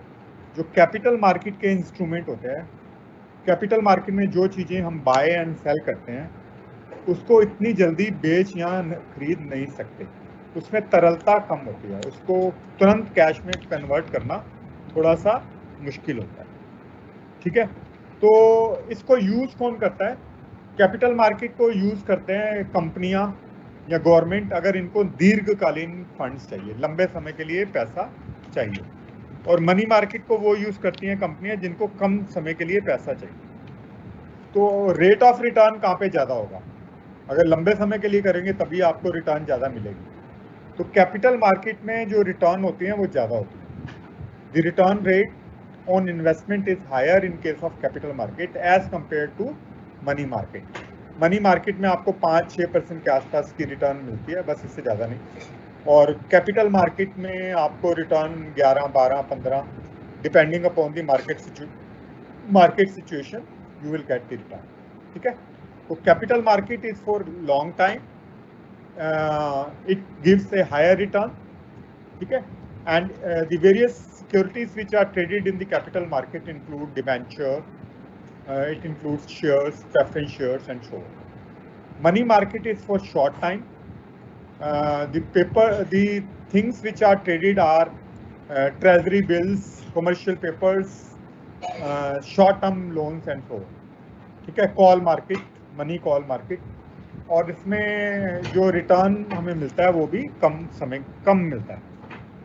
ठीक है, कैपिटल मार्केट किसी भी देश के लिए बहुत इम्पॉर्टेंट है क्योंकि ये लॉन्ग टर्म फंड्स उपलब्ध करवाती है। इन्वेस्टमेंट के लिए ये बहुत ज़रूरी है कैपिटल मार्केट, अगर क्योंकि चैनलाइज करती है रिसोर्सेज। ठीक है, इट चैनलाइजर्स है, ये इन्वेस्टमेंट का को चैनलाइज करने में हेल्प करती है। जिनके पास सेविंग है और जो निवेश करना चाहते हैं उनको आपस में मिलाती है कैपिटल मार्केट। ठीक है, और मनी मार्केट होती है वो लिक्विडिटी यानी कि तरलता मेंटेन करने में हेल्प करती है। कैश की भी उतनी ही जरूरत है जितनी की लॉन्ग टर्म फंड्स हैं। तो दोनों की अपनी अपनी नीड है, दोनों ही इकोनॉमी के लिए बहुत इंपॉर्टेंट है। ठीक है, अब एक और चीज होती है प्राइमरी मार्केट और सेकेंडरी मार्केट। प्राइमरी मार्केट को हम न्यू इशू मार्केट भी बोलते हैं, जिसमें कंपनियां अपने नए शेयर लेकर आती है और फर्स्ट टाइम उस शेयर को बेचती हैं। एक प्रोसेस होता है बुक बिल्डिंग प्रोसेस, आपने शायद कॉर्पोरेट लॉ में पढ़ा भी होगा। इसको हम बोलते हैं बुक बिल्डिंग प्रोसेस, जिसमें कंपनी कोटेशंस इनवाइट करती है शेयर होल्डर से, प्रोस्पेक्टिव अपना एक प्रोस्पेक्टस इशू करेगी जिसमें एप्लीकेशंस इनवाइट करती है, नए शेयर जैसे फ्लोट करती है, उसमें बहुत सारे एप्लीकेंट्स अप्लाई करेंगे, कुछ को अलॉट होगा कुछ को नहीं। अगर डिमांड ज़्यादा होगी तो प्रो राटा बेसिस पे अलॉट कर सकती है, या स्मॉल इन्वेस्टर्स के लिए कुछ अलग से रिजर्वेशन होती है, उसका एक अलग प्रोसीजर होता है। उस प्रोसीजर को फॉलो करके कंपनी शेयर्स की अलॉटमेंट करती है। ठीक है, तो इसको हम बोलते हैं primary market. Primary market is for new shares, नए शेयर्स के लिए जो मार्केट है उसको हम प्राइमरी मार्केट बोलते हैं। फ्रेश इशू होती है, फर्स्ट टाइम जो इशू होती है वो प्राइमरी मार्केट में जाती है। ठीक है, I repeat, primary market is for new shares and if a company is going to issue new shares for the first time, उसको हम प्राइमरी मार्केट में बाय और सेल करते हैं। ठीक है, अगर आपने कोई कंपनी फ्लोट किया और आप अच्छा कर रहे हैं, जैसे पेटीएम के जो निवेशक थे उन्होंने अपने शेयर प्राइमरी मार्केट में बेच दिए, तो ऐसा कर सकते हैं आप, और नए शेयर भी इशू कर सकते हैं, और जो ऑलरेडी आपके पास शेयर है उसको भी बेच सकते हैं। वो प्राइमरी मार्केट होती है। सेकेंडरी मार्केट में क्या होता है, जो शेयर ऑलरेडी आपने मार्केट में आ चुके हैं उनकी ट्रेडिंग होती है सेकेंडरी मार्केट में। जैसे कि आप सेंसेक्स या निफ्टी देखते हैं, सेंसेक्स और निफ्टी में नई कंपनियों के शेयर भी लिस्ट होते हैं, लेकिन ज़्यादातर वहाँ पे कौन से शेयर्स की ट्रेडिंग होती है, जो शेयर्स ऑलरेडी एग्जिस्टेंस में है। ठीक है, आपने कंपनी से शेयर खरीदे, अब आप इसको दोबारा बेचना चाहते हैं मार्केट में, तो कैसे बेचेंगे? इसको अब प्राइमरी मार्केट में नहीं बेच सकते, इसको अब आप सेकेंडरी मार्केट में बेचेंगे।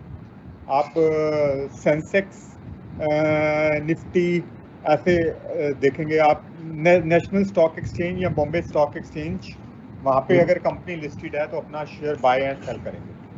तो ये बॉम्बे स्टॉक एक्सचेंज और नेशनल स्टॉक एक्सचेंज कौन सी मार्केट है? ये सेकेंडरी मार्केट है, ये प्राइमरी मार्केट नहीं है।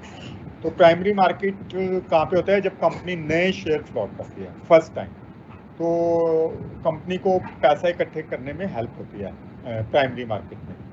इसमें निवेशकों को एक चांस होता है, वो उनको एप्लीकेशन लगानी पड़ती है, ठीक है, और एक प्रोसेस होता है बुक बिल्डिंग, जिसके थ्रू कंपनी शेयर्स की अलॉटमेंट करती है। वो एक अलग से टेक्निकल पार्ट है which is a part of the corporate law. Corporate law में शायद आपने पढ़ा होगा या कॉर्पोरेट अकाउंटिंग में पढ़ा होगा, that is known as book building, through which the company makes issues of new shares, ठीक है।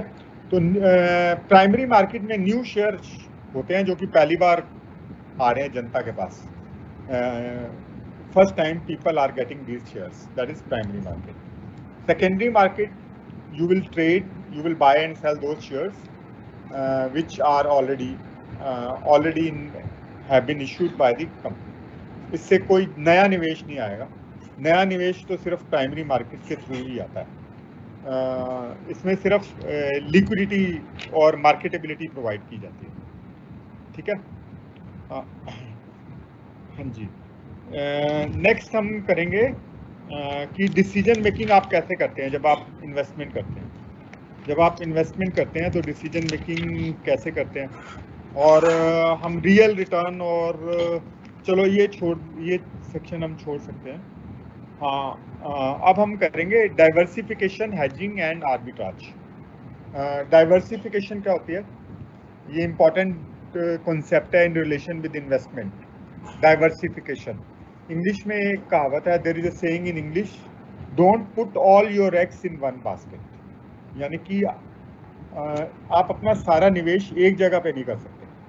अगर आपने सारा निवेश एक ही जगह पे कर दिया तो उसका नुकसान क्या है? नुकसान उसका ये है कि अगर उस चीज़ की वैल्यू अचानक से कम हो गई। मान लीजिए आपके पास 10 लाख रुपए हैं इन्वेस्टमेंट करने के, और 10 लाख रुपए का आपने गोल्ड खरीद लिया और कहीं जगह पे आपने इन्वेस्टमेंट की नहीं, तो मान लीजिए गोल्ड का रेट एकदम नीचे हो गया तो आपको बहुत भारी नुकसान हो जाएगा। और यहाँ 10 लाख रुपए के आपने टाटा स्टील के शेयर खरीद लिए। अगर स्टील इंडस्ट्री अच्छा कर रही है तो आपको बहुत फ़ायदा होगा, नहीं तो अगर मान लीजिए बीच में एक ऐसा टाइम पीरियड आ गया था जब steel industry was doing very badly, तो आपको बहुत भारी नुकसान हो जाएगा, क्योंकि आपने सारा पैसा एक ही जगह पर लगा दिया। तो अपना पूरा पैसा एक ही जगह पे हमें निवेश नहीं करना, बल्कि अलग अलग एसेट्स में, अलग अलग एसेट क्लास में हमें निवेश करना। इसको हम बोलते हैं diversification.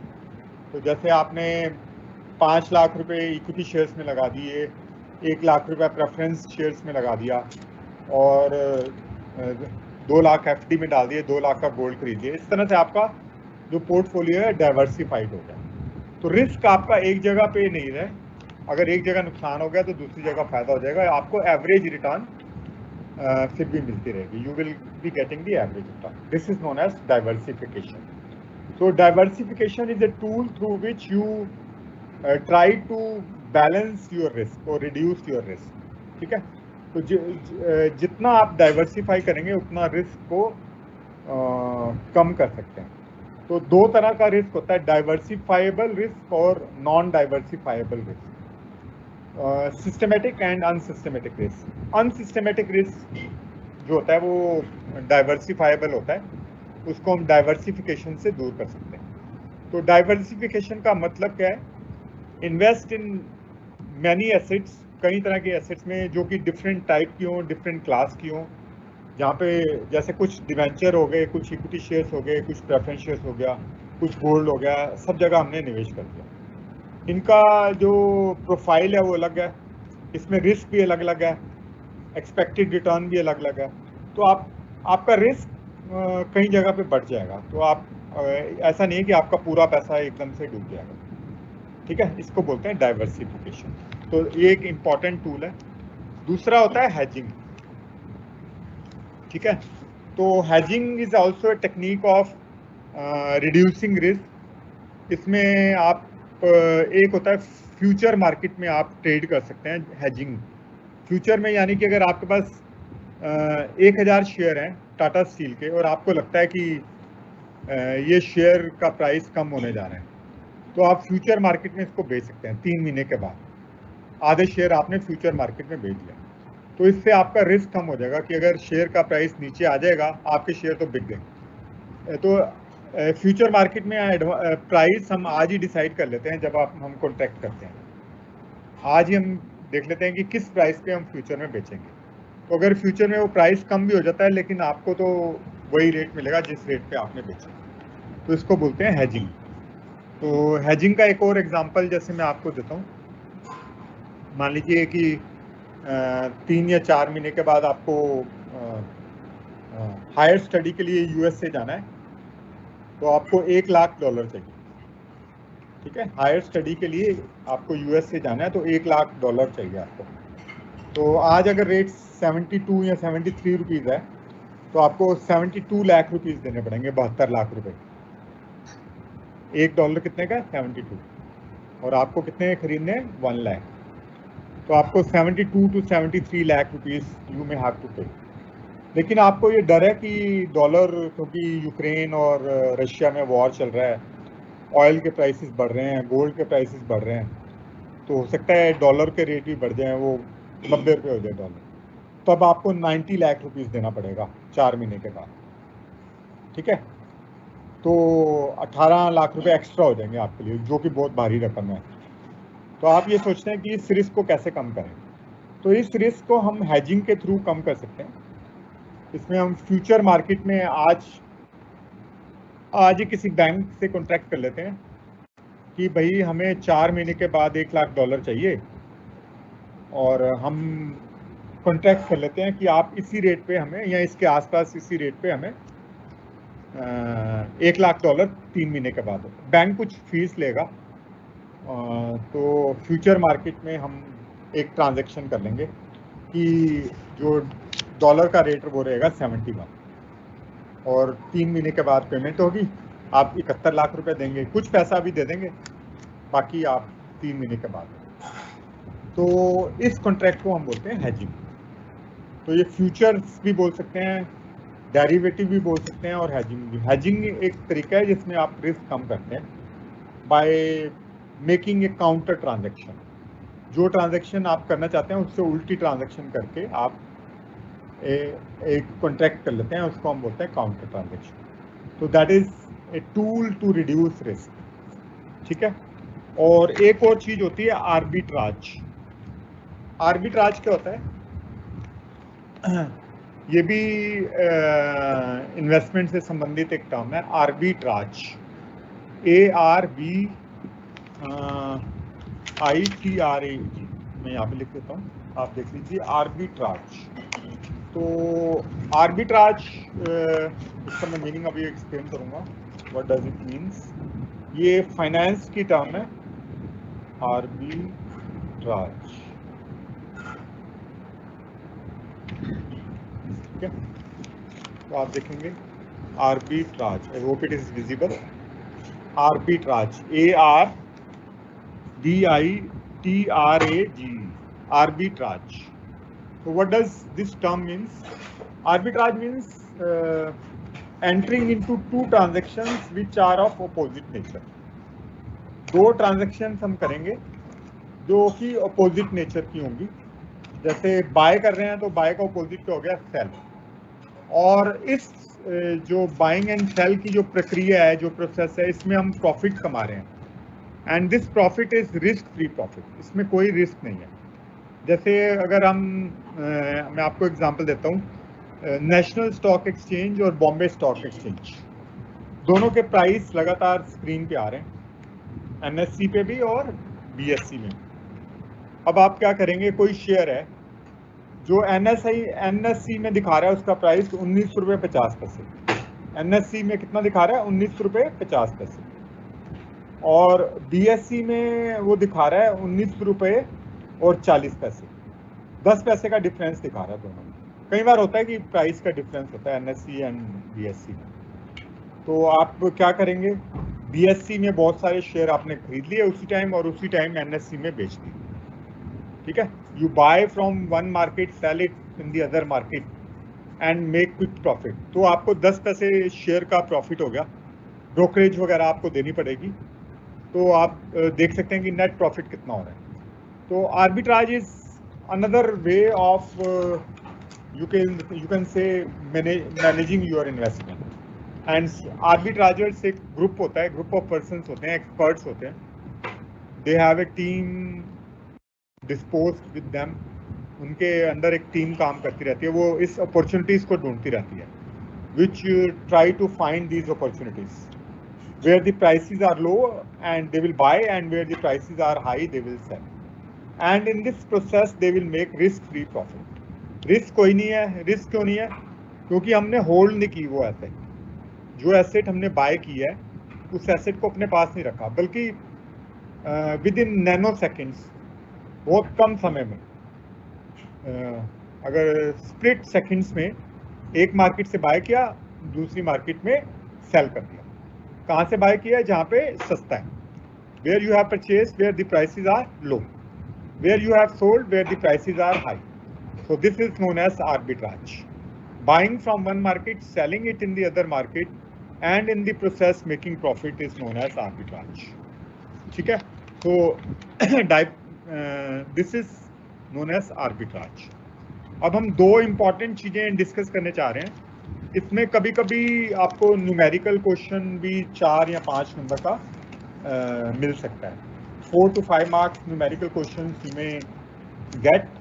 One is the equivalent tax free return, और दूसरी चीज है आपका impact of inflation on the investment, inflation और tax implications of investments. So this we will understand with the help of illustrations or examples. तो मैं दो चीजें करने जा रहा हूँ। पहला है impact of taxes। मैंने कुछ एक एग्जांपल आपको पहले भी दिया था, इम्पैक्ट ऑफ टैक्सेस। टैक्स का क्या प्रभाव पड़ता है हमारे निवेश के ऊपर, और टैक्स का किस तरह से हम एडवांटेज ले सकते हैं। Impact of taxes.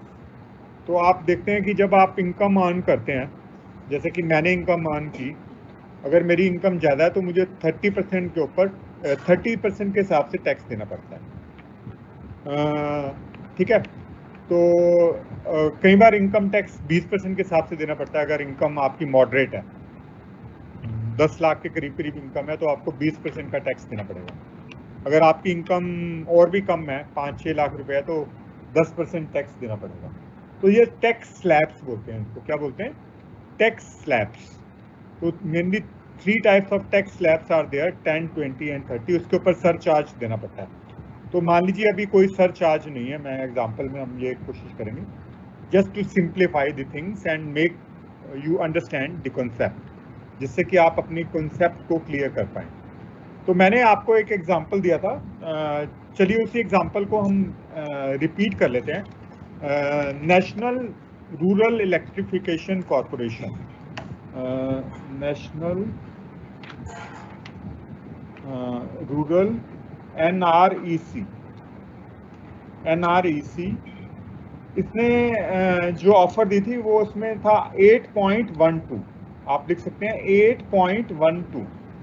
आप जब भी क्लास अटेंड करें अपने पास कॉपी और नोटबुक हमेशा रेडी रखें। 8.12% इसने टैक्स फ्री रिटर्न देने की, इसने बॉन्ड इशू किए टैक्स फ्री। मैं रिपीट कर रहा हूँ, 8.12 टैक्स फ्री बॉन्ड्स, 8.12, ठीक है,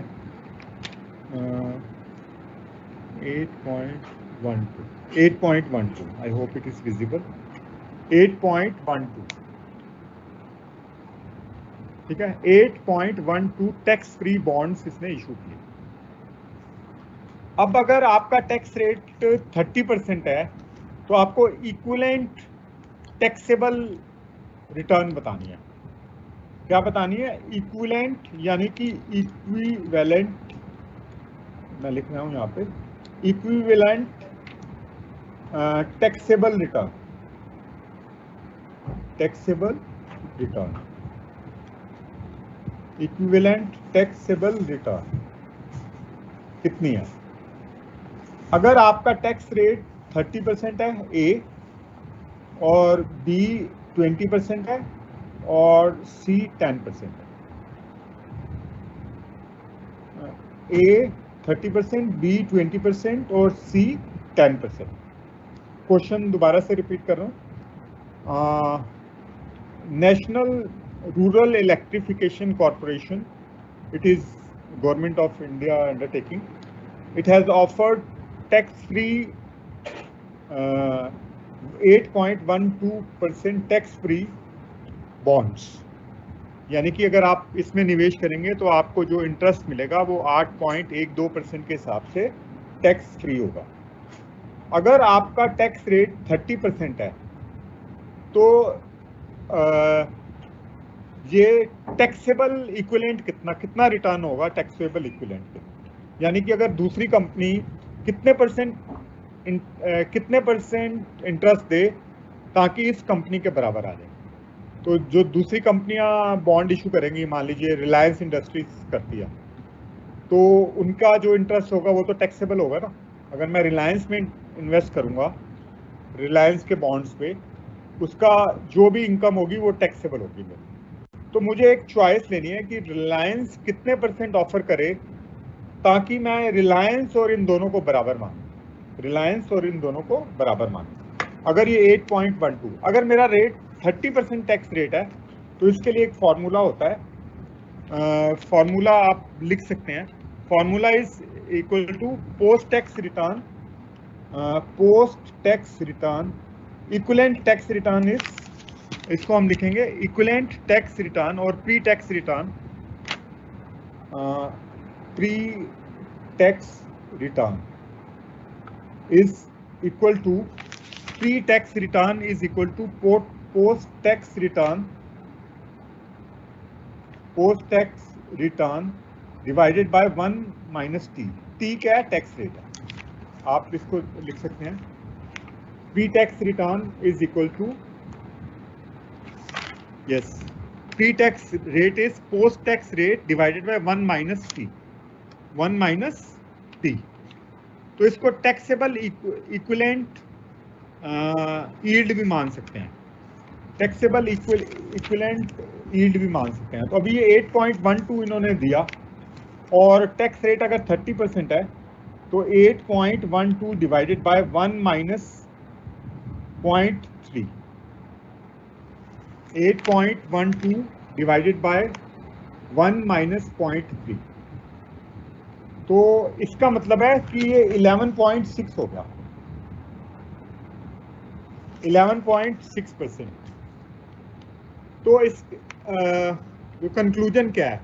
कंक्लूजन ये है कि अगर मेरा टैक्स रेट 30% है, अगर मेरा टैक्स रेट 30% है तो मुझे ये फर्क नहीं पड़ता कि अगर मेरे पास दो चॉइस हैं। एक तो है कि 11.6% वाले में इन्वेस्ट कर दूं जहां पे मेरी इनकम टैक्सेबल है, ठीक है, और दूसरा है कि मैं 8.12% वाले बॉन्ड में इन्वेस्ट कर दूं जहां पे मुझे ये टैक्स फ्री रिटर्न मिलने वाली है। तो मैं कहीं भी कर सकता हूं, दोनों मेरे लिए बराबर हैं। तो मेरे लिए चॉइस क्या है? 11.6% टैक्सेबल और 8.12 टैक्स फ्री, दोनों मेरे लिए बराबर हैं। कब? अगर मेरा टैक्स रेट 30% है, ठीक है। तो अगर मेरा टैक्स रेट 20% है तो फिर क्या होगा? फिर ये जो चीज है वो मेरे लिए कम हो जाएगी, 8.12 डिवाइडेड बाय 1 माइनस 0.2, ये अब सिचुएशन बदल जाएगी, 8.12 डिवाइडेड बाय 1 माइनस 0.2, तो इक्विवेलेंट जो रिटर्न हो जाएगी वो 10.15 हो जाएगी, 10.15। तो अगर मेरा टैक्स रेट कम है, अगर मेरा टैक्स रेट कम है तो मुझे टैक्स फ्री रेट जो इंस्ट्रूमेंट्स मिल रहे हैं उसमें ज़्यादा फायदा नहीं होने वाला। अगर मेरा टैक्स रेट ज़्यादा है, मैं जिस रेट पे आता हूँ जिस पे कि मुझे टैक्स पे करना है, वो अगर हाई है तो मुझे टैक्स फ्री की तरफ जाना चाहिए, ठीक है। अगर मेरा टैक्स रेट हाई है if I am in the high tax bracket, high income tax bracket, then what I should do? I should go for tax free. And but if my tax rate is low, अगर मेरा tax rate कम है, तो मुझे कहाँ पे निवेश करना चाहिए? जहाँ पे मुझे नहीं फर्क पड़ता कि वो टैक्सेबल है कि टैक्स फ्री है, क्योंकि मेरा ज़्यादा टैक्स तो बच नहीं रहा, ठीक है? तब मुझे उस तरफ जाना चाहिए जहाँ पे रिटर्न ज़्यादा मिल रही है, ठीक है? तो ये हो गया पोस्ट टैक्स और pre tax returns, taking into account or taking into consideration the tax rate. So tax rate plays an important role as far as my investment decision is concerned. And if I am in the high tax bracket, I should look for the options where my returns are tax free. मुझे उस तरफ जाना चाहिए जहाँ पे कि tax free return मिल रहे हैं। तभी जिनकी इनकम ज़्यादा होती है वो PPF वगैरह इधर उधर डालते हैं पैसे, क्योंकि उनको पता है कि अगर वो किसी और जगह डालेंगे तो उनको बड़े हाई रेट से टैक्स देना पड़ेगा। पब्लिक प्रोविडेंट फंड है या कुछ ऐसी स्कीम्स हैं गवर्नमेंट की जहाँ पे टैक्स रेट नहीं है, लेकिन वहाँ पे लिमिट है कि आप 1.5 लाख रुपए से ज़्यादा नहीं डाल सकते। और अगर एम्प्लॉय प्रोविडेंट फंड में 5 लाख रुपए की लिमिट लगाई है गवर्नमेंट ने कि 5 लाख रुपया हर साल आप एम्प्लॉय प्रोविडेंट फंड में जमा करवा सकते हैं, इससे ज़्यादा नहीं। उससे ज़्यादा भी आप करवाएंगे तो जो भी आपको इनकम मिलेगी वो टैक्सेबल हो जाएगी। इसलिए एम्प्लॉयज़ 5 लाख रुपए से ज़्यादा अपने EPF में नहीं डाल सकते। 5 लाख वहाँ डाल सकते हैं, 1,50,000 वो PPF में डाल सकते हैं, तो उनको टैक्स नहीं देना पड़ता। तो ये चीज़ आप ध्यान रखेंगे। अब हम डिस्कस कर रहे हैं इम्पैक्ट ऑफ इन्फ्लेशन, ये भी बहुत इम्पॉर्टेंट है और 4 नंबर का इसमें न्यूमेरिकल क्वेश्चन आ सकता है। 4 marks numerical question can be there. This is known as impact of inflation.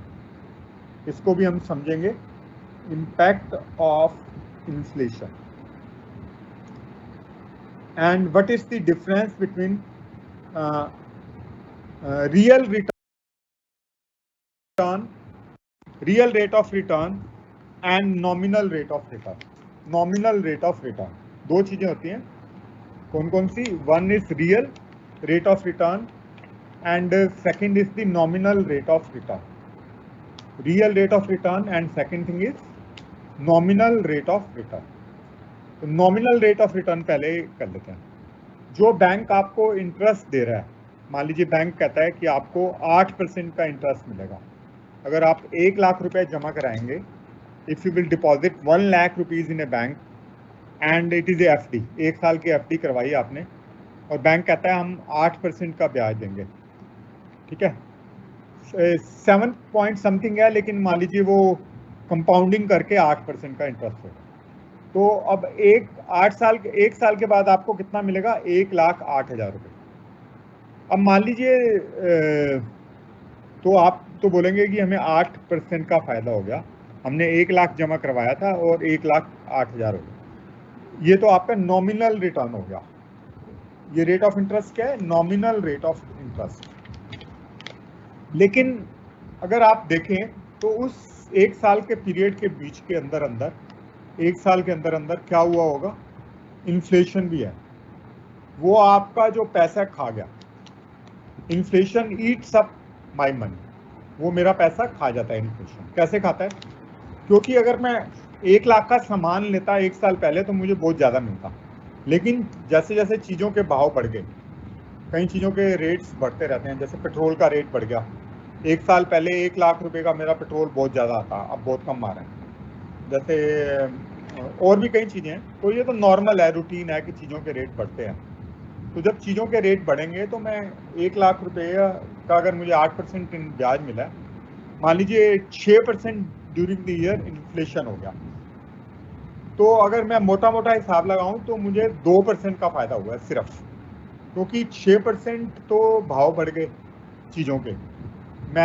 मुझे इंटरेस्ट रेट मिल रहा है 8 का, लेकिन 6% इन्फ्लेशन होने की वजह से इसको बोलते हैं क्रूड। तो मुझे क्रूड जो बेनिफिट मिला वो 2% का मिला, मोटा मोटा 2% का फायदा मिला। लेकिन हम इसको एग्जैक्ट भी कैलकुलेशन कर सकते हैं कि मुझे एग्जैक्ट कितने % का फायदा हुआ, तो उसको बोलते हैं रियल रेट ऑफ इंटरेस्ट। क्या बोलते हैं? Real rate of interest. तो मोटा मोटा आप अगर हिसाब लगाएं तो रियल रेट ऑफ इंटरेस्ट 2% है। 8% बैंक ने दिया, लेकिन 6% इन्फ्लेशन खा गया, बाकी मेरे पास क्या बचा? 2%। लेकिन ये 2% नहीं है, 2% से भी कम है। तो कैसे इसको कैलकुलेट करते हैं, वो मैं आपको एक फॉर्मूला लिखवाता हूँ, वो आपको लिखना है। रियल रेट ऑफ इंटरेस्ट क्या है? रियल, मैं यहाँ पे लिख देता हूँ, अभी आप देख लेना। रियल रेट ऑफ इंटरेस्ट, ये आप बड़े ध्यान से कीजिए, ये एग्जाम में क्वेश्चन आता है। दो रियल रेट ऑफ इंटरेस्ट मैं लिख रहा हूँ। It has 2 parts in it. एक तो आपका इन्फ्लेशन हो गया, और दूसरा है जो आपको नॉमिनल रेट मिल रहा है।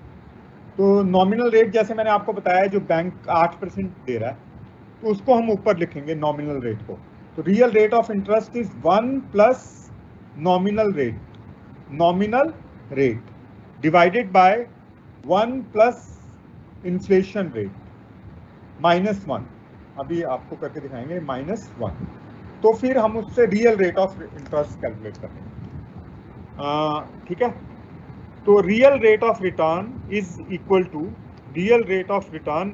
To nominal rate of return 1 plus nominal rate of return, 1 plus nominal rate of N R है nominal rate, 1 plus nominal rate divided by 1 plus inflation rate.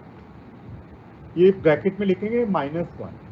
दोबारा से रिपीट कर रहा हूँ, real rate of return is equal to 1 plus nominal rate divided by 1 plus inflation rate -1। तो इसी question में अगर हमारा नॉमिनल रेट 8% है, जैसे बैंक आपको कितने % दे रहा है? 8, तो 8% की जगह हम लिख लेंगे 1.08। 8% का क्या मतलब हुआ? 0.08। और इन्फ्लेशन रेट अगर 6% है, इसका क्या मतलब हुआ? 0.06। आप ध्यान रखिए, 8% का मतलब होता है 0.08, और 6% का मतलब है 0.06।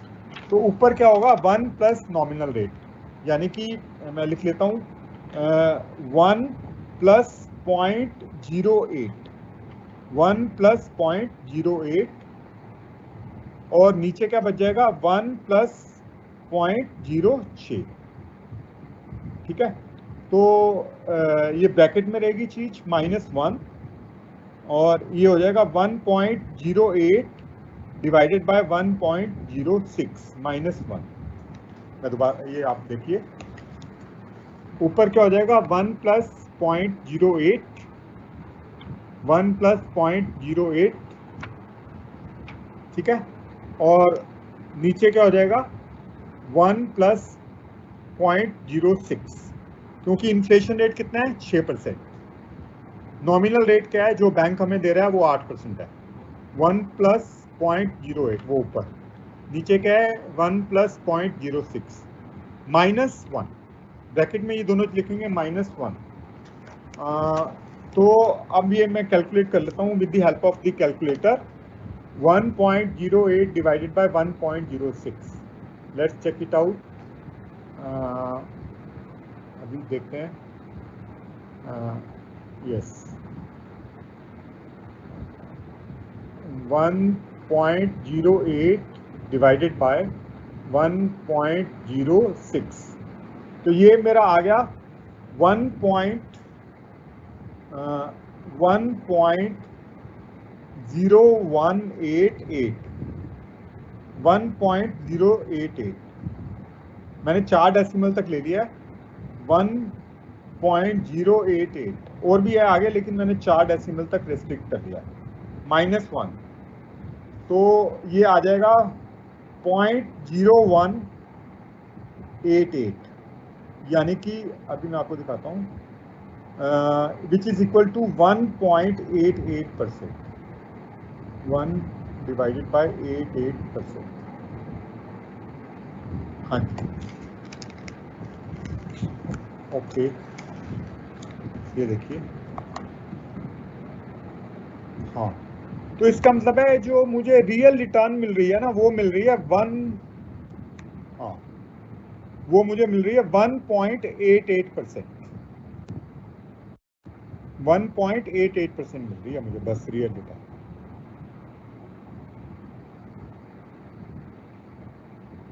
वन पॉइंट एट एट, ये आ गया 1.0188, 1.088 माइनस 1, 1.088 माइनस 1। ठीक है, तो ये आ गया आपका 0.0188। अगर मैं इसको परसेंटेज में कन्वर्ट करता हूं तो ये आता है 1.88। तो एक्चुअल जो रियल रिटर्न है वो 1.8 है। ठीक है, तो मैं रिपीट करता हूं क्वेश्चन। अगर इन्फ्लेशन रेट 6% है और नॉमिनल रेट 8% है, if the nominal rate is 8% and inflation rate is 6%, my real return is only 1.88%. My real return is only 1.88%. तो मुझे तो 2% से भी कम रिटर्न मिली। अगर मैं क्रूड फॉर्म में देखूं 8 माइनस 6 तो 2% होती है, लेकिन उससे भी कम है ये। तो इन्फ्लेशन मेरी सारी रिटर्न खा गया, मुझे सिर्फ 2% के करीब रिटर्न मिली। My actual return is around 2%। Most of my return has gone away with the inflation. Inflation के साथ मेरा सारा रिटर्न भी चला गया, मेरा एक्चुअल रिटर्न 2% से भी कम रह गया। ठीक है, तो this is the impact of inflation on the real rate of return. ठीक है, तो in the examination you may find a small question of 3-4 marks where you may have to calculate the actual or the real return and also given that the nominal return is there. Nominal return आपको दी हुई है और उसके हिसाब से आपको real return calculate करना है। तो आपको एक चीज याद रखनी है, one thing you must always remember, what is the thing you have to remember, that real return is less than the actual return. Real return is less than the nominal return. Why? Because inflation eats up part of the return. जो inflation है, यानी कि inflation क्या होता है? Price rise. शायद मैंने बताया नहीं पहले शुरू में, इन्फ्लेशन होता है प्राइस राइज। तो प्राइस राइज तो नॉर्मल होती है, ये रूटीन होती है, ये चलती रहती है, you can not stop it. हम इसको रोक नहीं सकते, हम इसको स्टॉप नहीं कर सकते। और इसकी वजह से हमारी जो वास्तविक रिटर्न है वो कम होती है। नॉमिनल रिटर्न क्या होती है? जो कि बैंक अपने इंस्ट्रूमेंट पे दिखाता है या बताता है, या कंपनी अपने बॉन्ड में बताती है। मान लीजिए कंपनी ने बताया कि उसका इंटरेस्ट रेट 9% है, 9% इंटरेस्ट रेट है। अगर 6% बीच में से इन्फ्लेशन है तो आपको वही 3% के आसपास, 3 से भी कम रिटर्न मिलने वाली है। कई बार आपकी रिटर्न नेगेटिव भी हो जाती है। मान लीजिए आपने एफडी में डिपॉजिट करवाया 5% के हिसाब से, और साल में जो इन्फ्लेशन है वो 7% हो गया, तो आपको -1.9 के करीब नेगेटिव रिटर्न मिलेगी। आप कैलकुलेट करके देखना इसको, नेगेटिव रिटर्न मिलेगी अगर आपका फिक्स डिपॉजिट 5% रिटर्न दे रहा है और इन्फ्लेशन रेट 7% है। ठीक है, 2% नहीं है माइनस, लेकिन 1 पॉइंट कितनी माइनस में आपको मिलेगी। You try to solve this problem yourself. ठीक है, I repeat the problem. The nominal return is 7% and inflation is 5%. Calculate the real return. Calculate the real return. So you will find that real return is in negative. ये minus में आ रहा है return, positive में नहीं है बल्कि negative आ रहा है।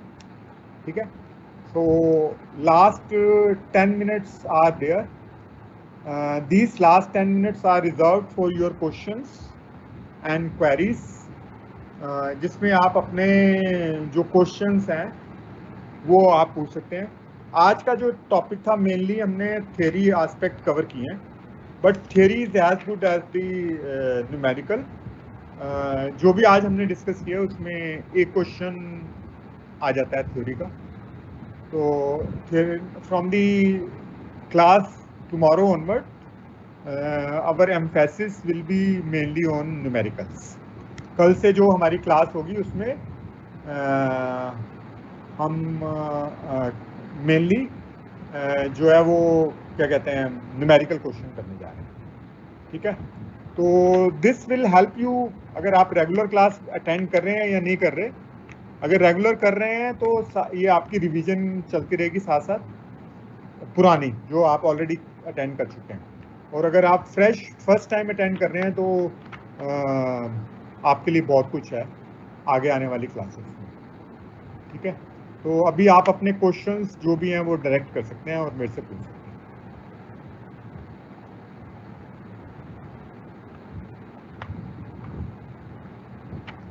Can you brief this topic? I just joined class due to network issue problem. But हाँ, आज हमने किया था बच्चे, नेहा का क्वेश्चन है कि थोड़ा ब्रीफ बता दो. She joined late because of the network issue. Neha, we have discussed the meaning of the term investment. How investment is different from speculation. Investment क्या होती है? इन्वेस्टमेंट जैसे आप निवेश करते हैं तो पैसा अगर आपने घर में रखा है तो वो इन्वेस्टमेंट नहीं है। अगर आपने बैंक में रखा है, एफडी करवाई है, शेयर बाय किया है या डिबेंचर बाय किया है, उसको इन्वेस्टमेंट बोलते हैं। तो इन्वेस्टमेंट का मतलब होता है आपने किसी तरह की कोई कमिटमेंट की है फंड्स की, उसको हम इन्वेस्टमेंट बोलते हैं। और इन्वेस्टमेंट स्पेकुलेशन से कैसे डिफरेंट होती है? स्पेकुलेशन में अगर हम बहुत तेज क्विक फास्ट प्रॉफिट बनाना चाहते हैं तो उसको स्पेकुलेशन बोलते हैं। उसमें हमारा जो टाइम रहता है वो कम रहता है और रिस्क भी ज़्यादा रहता है स्पेकुलेशन में। क्विक प्रॉफिट बनाना चाहते हैं तो उसको हम स्पेकुलेशन बोलते हैं।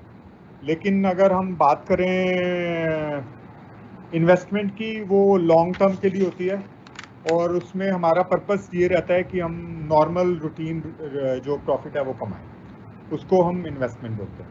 तो स्पेकुलेशन और इन्वेस्टमेंट में हमने डिफरेंस किया था और एक अच्छे इन्वेस्टमेंट की क्या क्या क्वालिटीज़ होती हैं वो डिस्कस किया था, जिसमें रिटर्न मिले, हेज हो रिस्क के अगेंस्ट, ये सब चीज़ें हमने डिस्कस की। फिर उसके बाद हमने शायद बाद में तो आपने ज्वाइन कर ही लिया होगा, जब हमने डिस्कस किया पोस्ट टैक्स रिटर्न और इक्विवेलेंट।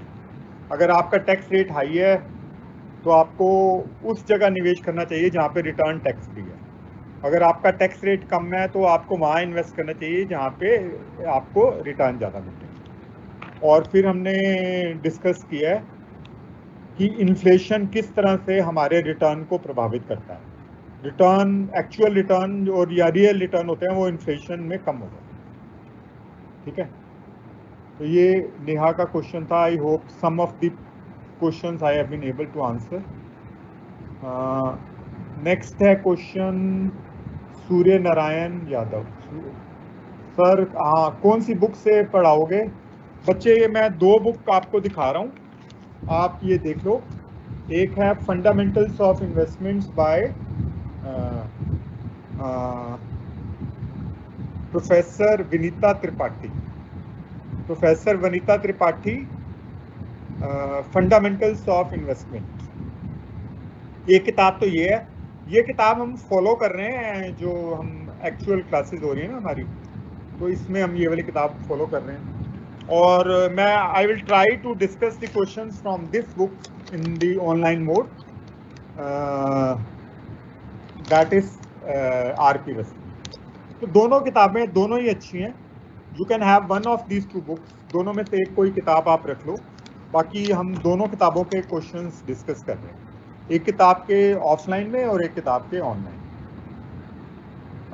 माइक, मेरा माइक ऑन तो करो, मैं कुछ बोल नहीं पा रहा हूँ। बच्चे मैं माइक आपका नहीं मैं ऑन कर सकता ना, मैं कैसे ऑन करूँ? हाँ, वो ये आप सिर्फ लिख सकते हैं, बोल नहीं सकते। ये जो है ये SOL अथॉरिटीज ने किया हुआ है, so that class don't get disturbed. The students are not able to speak. They can write, they can send their question in writing.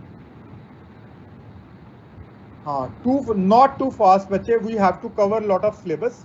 हाँ, मैं ये कोशिश करूंगा जब हम न्यूमेरिकल पे आएंगे ना तो स्लो डाउन हो जाऊंगा मैं।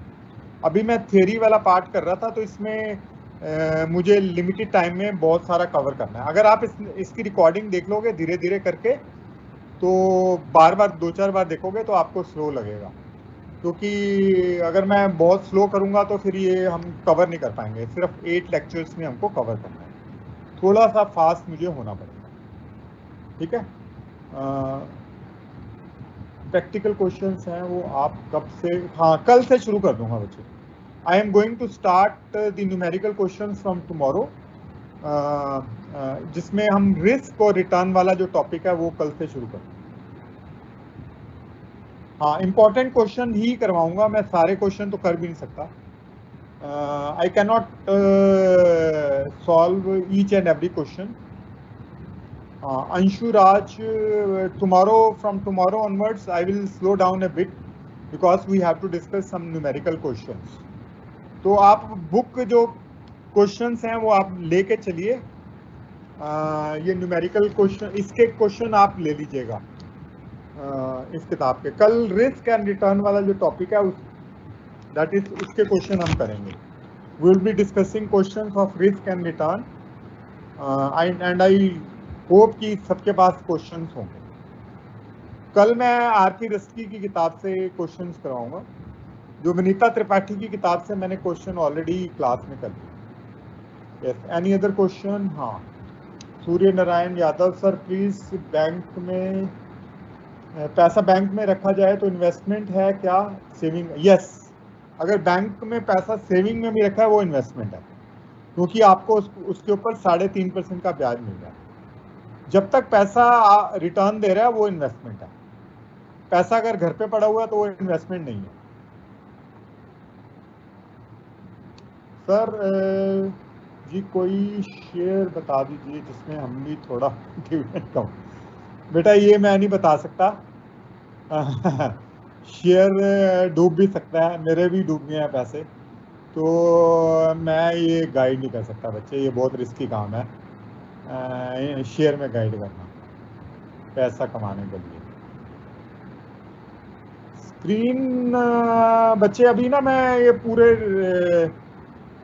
कल से मैं कोशिश करूंगा स्क्रीन शो हो जाए, जिसमें हम न्यूमेरिकल क्वेश्चन करेंगे। कोई भी समझ आ रहा एक बोर्ड ले? हाँ, कल से बच्चे वो मैं आपको बोर्ड पे ही समझ लो करवाऊंगा। कल मैं बोर्ड वाला करवा दूंगा, स्क्रीन पूरी शेयर करूंगा और रजिस्टर में आपके सामने कैसे सॉल्व होगा वो करेंगे, ठीक है। नोटबुक पे विजिबल नहीं है, कोई बात नहीं, मैं कल इसको बड़ा कर दूंगा। From tomorrow onwards it will be slightly bigger and you will be getting. Sir मैं भी स्पेकुलेशन करना चाहता हूँ, कहाँ से स्टार्ट करूँ बता दो। बच्चे स्पेकुलेशन तो देखो बहुत घर नुकसान हो जाता है और it's 2-way war, up and down दोनों तरह का है, उसमें नुकसान भी हो जाता है, ठीक है। तो स्पेकुलेशन मत करो, अभी आप छोटे बच्चे हो, इतनी जल्दी नहीं।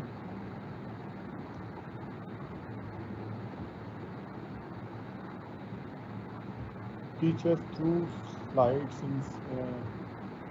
हाँ मैं देखता हूँ बच्चे, प्रैक्टिकल में मैं शेयर करूंगा स्क्रीन शेयर कर दूंगा, उससे इजी हो जाएगा। मुझे एक डबल करना है, अरे यार एक का डबल करना है, पैसा डबल करना है, ये तो बच्चे ऐसे क्वेश्चन मत पूछो, पैसा डबल नहीं हो सकता।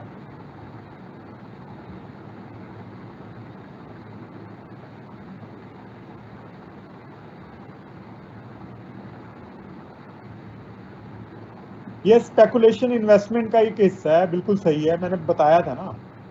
स्पेकुलेशन भी एक इन्वेस्टमेंट होती है, लेकिन टाइम होराइजन डिफरेंट होता है, दोनों का टाइम होराइजन डिफरेंट होता है। अगर क्विक फास्ट रिटर्न करने हैं तो स्पेकुलेशन है, और अगर आपको स्लो रिटर्न कमाने हैं तो वो नॉर्मल इन्वेस्टमेंट है।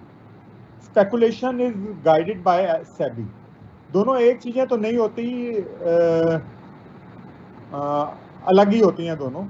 अगर आप क्विक एंड फास्ट रिटर्न कमाना चाहते हैं तो उसको स्पेकुलेशन बोलते हैं, और अगर आप धीरे धीरे स्लो नॉर्मल रूटीन रिटर्न कमाना चाहते हैं तो इसको इन्वेस्टमेंट बोलते हैं। बस यही फर्क होता है दोनों में। है तो दोनों investment, no doubt about that, दोनों ही इन्वेस्टमेंट है, आई एग्री।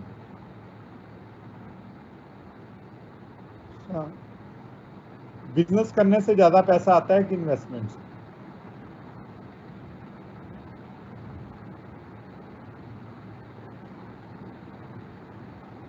हमें भी करवा देना प्लीज, हम लोगों का तो बुरा हाल है, जबकि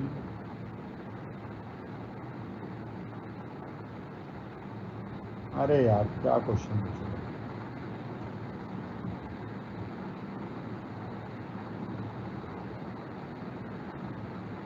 हाँ मैं बोर्ड पे करवा दूंगा बच्चे, बोर्ड पे अभी जरूरत नहीं थी ना, आज तो थ्योरी था सारा।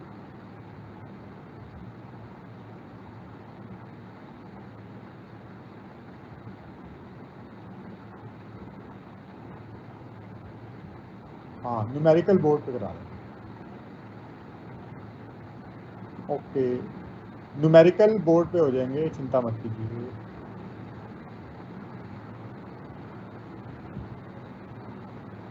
कोई बात नहीं, बोर्ड पे कर देंगे बच्चे।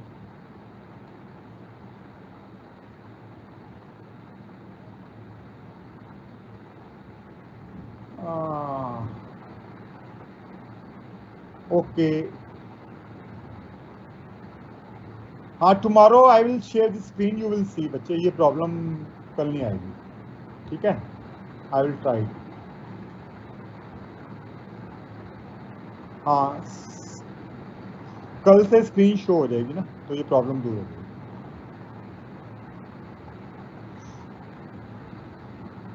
हाँ बोर्ड पे करा देंगे, बोर्ड पे करा देंगे, बोर्ड पे करा देंगे। न्यूमेरिकल कल से शुरू होंगे, numerical start from tomorrow.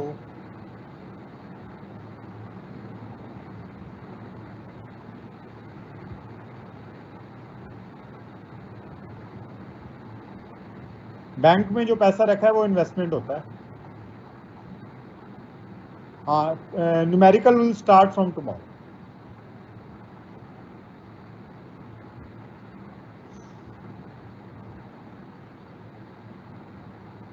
Fast नहीं है बच्चे,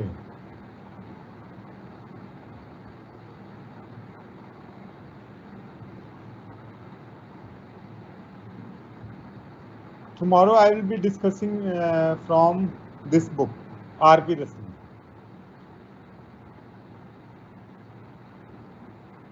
मनीषा कुमारी कहती हैं ग्रेट थी क्लास, थैंक यू भाई।